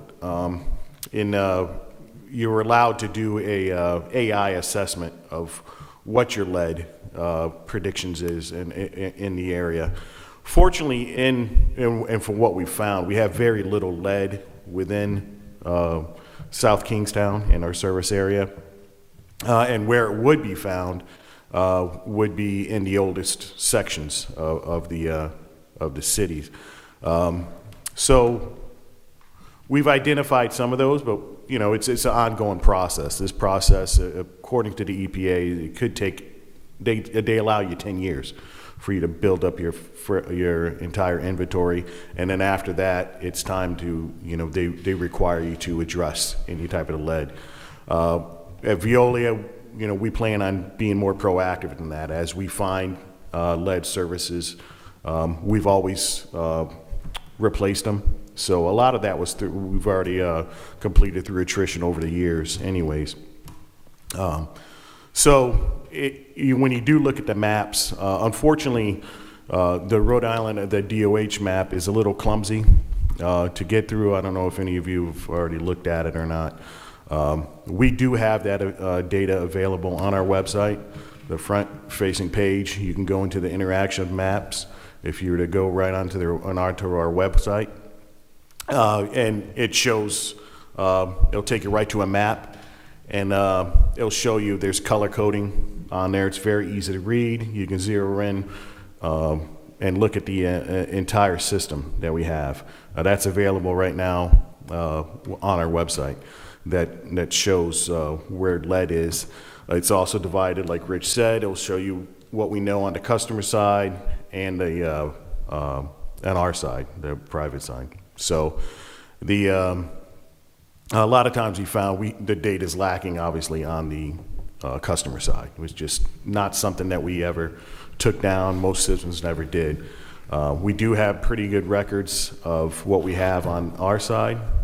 And then we do have funds available that we're going through where we're systematically doing what they call dig and determines. We've partnered with a company that keeps it very non-invasive. It's actually hydraulic digging, what they call it. They use a vacuum truck, liquefy the ground, and we can make a one-by-one excavation, to see right at the curb stop, and we can get an idea of what we have on the customer side as well as the on our side. So we have a lot of methods that we're going through to tighten up that inventory.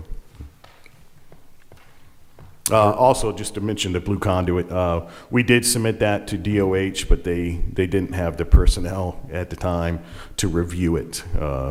So we're kind of stuck with what we have and what we reported. So, and then as far as Rhode Island's slightly different as well, as Rhode Island decided to just call any type of galvanized service lines as lead, where EPA doesn't make that designation. And that's the reason behind that is typically with the galvanized connection, they used a lead gooseneck to connect it to the main. And so in Rhode Island, they just said, well, if you have galvanized, we're going to assume that you have that lead gooseneck. And it's not a bad assumption either, so. All right, thank you. Any questions? Any questions up here? Thank you for waiting and presenting to us. No worries. Appreciate it. Yeah. All right, thank you. Thank you. We cannot leave without. Yeah, we gotta do it. Yeah. Right. Yep. So, communication on 13B, let's get the proclamation ready for the March 10th meeting, new business item. We'll invite them to the meeting and do the usual thing we do. Hopefully they bring the cookies, I hope so. Adventurefuls. Do we need a motion for that, Amy? No, I think we're all right. Okay. Provided direction. Refer to staff. Before we close, if Oh, we're wait, on, we got an appointment here, quick. yeah, I'd like to nominate Matthew Fraser to the Recreation Commission. All right, there's a motion. I'll second it. Any discussion? All in favor? Aye. All right, that passes. I'd also like to put David Stone and Joshua Saunders on the Bicycle and Pedestrian Advisory Committee. Are we making these appointments without interviewing? Yes. Okay, just wanted to double check. What, hold up, so. First of all, I made a motion, and so if we don't want to vote for it, we don't have to, but. I don't, I It's just, I feel uncomfortable, I liked meeting the people and getting the investment, so I don't want to rush it. I thought, I know Matt, so I didn't, I I think- thought we yeah. interviewed him, didn't we? Or We should interview before we just Yeah. appoint. I think we all do know Matt Fraser. Went to high school with Matt, right? Matt Yeah. Fraser's a dad of Dale and Allie. Look, I completely understand what you're saying. We have also 4 terms expiring in July 2025, and it's just my opinion that I would Well- nominate Dave. I would prefer that we just follow, it's 11:15 at night, we're like outside the process a bit, so. Point of order, Mr. President. I made a motion. If there's no one wants to second it, that's fine. But if I made a motion. All right, I made a motion. Is there a second? Not a second, a question, but. All right, there's not a second. We won't take up that item for lack of a second. I'm okay with the Matt Fraser appointment. I think we all know him. I know him. You went to high school with him. I think you know him well. You know him. I know him better than any of you, probably. Patty knows him. I've known Matt for a long time, so. I'd like to take up the Brad Havenor Yeah. appointment. Can we just go back? Are we voting on something? Did we vote on something? We voted on Maybe Matt vote Fraser. to We already voted on it. adjourn. Motion to adjourn? I guess? Second. Did the president make a motion for another committee? Rory, Hold on, we have a motion and a second. Is there any discussion here? on what motion? A motion to adjourn. My item here, my point of discussion is, I think we should appoint Brad Havenor to the Assessment Board Review. He interviewed at the last meeting. We didn't appoint him at the last meeting. I feel we should have. We didn't do it. And he's a renewal. His term has already expired. But he can still serve. His term already expired. How can he still serve? Is that right? Yeah. Okay. Okay, we can adjourn. Motion second. Any further discussion? All in favor? Aye. All right, this meeting is adjourned.